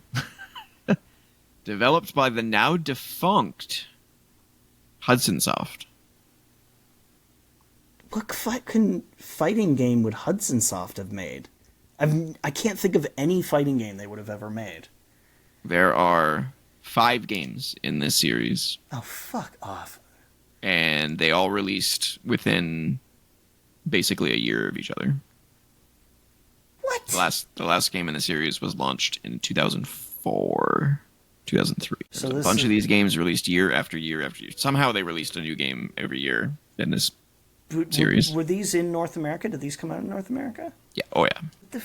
I genuinely did not know that Hudson Soft ever made a fucking fighting game. I have no idea. Okay, I will give you the clue that will make you go, oh shit. Okay. The gimmick of this game is that you can turn into an animal. Wait. Bloody Roar? Yes. Bloody Roar was a PS1 game? It was indeed, sir. I thought that started on the PS2. Huh. Nope. And I had no idea that Hudson was associated with it. Yeah, developed by Hudson Soft and released in North America on October of 97. Okay. It was released in arcades only a few months before that in July. I had no idea there was an arcade version of Bloody Roar. Me either. Yeah. But I mean, it was practically a simultaneous release. That's why I was like, it's technically a port because the arcade came first, but it was only like 4 months before that. Okay, yeah, I never would have gotten that because I thought that Bloody Roar was only on the PS2. I thought that started on the PS2. Okay. Bloody Roar and Bloody Roar 2 were on the PlayStation 1. Bloody Roar 3 was on PS2. Then there was the Bloody Roar Primal Fury, which was only on GameCube and Xbox. And then Bloody Roar 4 was on PlayStation 2. Yeah, I didn't even know there were that. I thought there was like Bloody Roar and Bloody Roar 2. No. I had no idea they went beyond that. I don't remember. I never played any of them, so. Oh, wow. Okay. yes, Bloody Roar. I played the first two, I want to say. I do not remember the other. I don't remember 3 and 4 and 5. Yeah, okay. Or whatever you want to call them. I wouldn't have got that in a million years. I had no idea Hudson Soft had anything to do with that. Yeah. Was that harder than Black then? I mean, it was probably as hard as Black. No, it was the exact same difficulty because it was like it never entered my mind because I had no idea that was crazy. Yeah, like it was never entered my mind. Bloody Roar, everybody! Great fighting game. Go play it. It's fun, and I think it's on PlayStation. Like you can buy it on like the PSN. Okay. Pretty sure. All right. That is our show, ladies and gentlemen. Mm-hmm. That is Press Pause the Gaming Podcast. If you want to reach me, I am on Twitter at COE_TJLeo. And if you, for some reason, want to reach me on Twitter, I can be reached at @ninjas. Ninjas. It's the last thing you say before you're killed by ninjas. Ninjas. Yeah, basically it goes like that. I like it. You can email in your questions to be featured on the show, just like Old School Legend. Mm-hmm. You could be not an old school legend, because there's already an old school legend. You could be like a new school legend if you wanted to be. You could be. I don't know whether you'll have the legendary status of Old School Legend, though. Yeah. Not for a long time. Already a legend before they became our first viewer mail, but that makes them double legendary. Oh, Old School Legend. They're like the SSS rank pull in a gacha game. Hey, you got the rarest girl JPEG. Yummy. She's wearing bike shorts in this one. I've never fucking played a gacha game. I don't know. Gacha games are terrible. Yeah. I can't stand them. You can email in your questions to be featured on the show to co.op.podcasts@gmail.com. We will be back next week, potentially with a PlayStation Pro overview, maybe? Yeah. We'll see. Hopefully we won't be talking about Concord anymore. The worst kept secret. The last month, probably. Every secret in gaming is terribly kept these days. It really Everything is. gets leaked. Yeah. Well, I mean, the Nintendo Direct did a really good job of shadow dropping a bunch of stuff that we were like, oh, cool. Yeah. So, it does happen. It's just really hard. Yeah. Especially in the bigger companies. Yeah. Anyway, do not forget to like, comment, subscribe, share, all that good stuff. If you want to subscribe, click up there. Point at those buttons. If you missed the last... What's that? Point at those buttons. But quick, do it. You've only got 15 more seconds. That right there. Subscribe right there. And if you missed the last episode of Press Pause Gaming Podcast, click it down here. It's down here somewhere. I don't know. It's somewhere down there. Just click it. Now get back to gaming. Have fun. See you next week.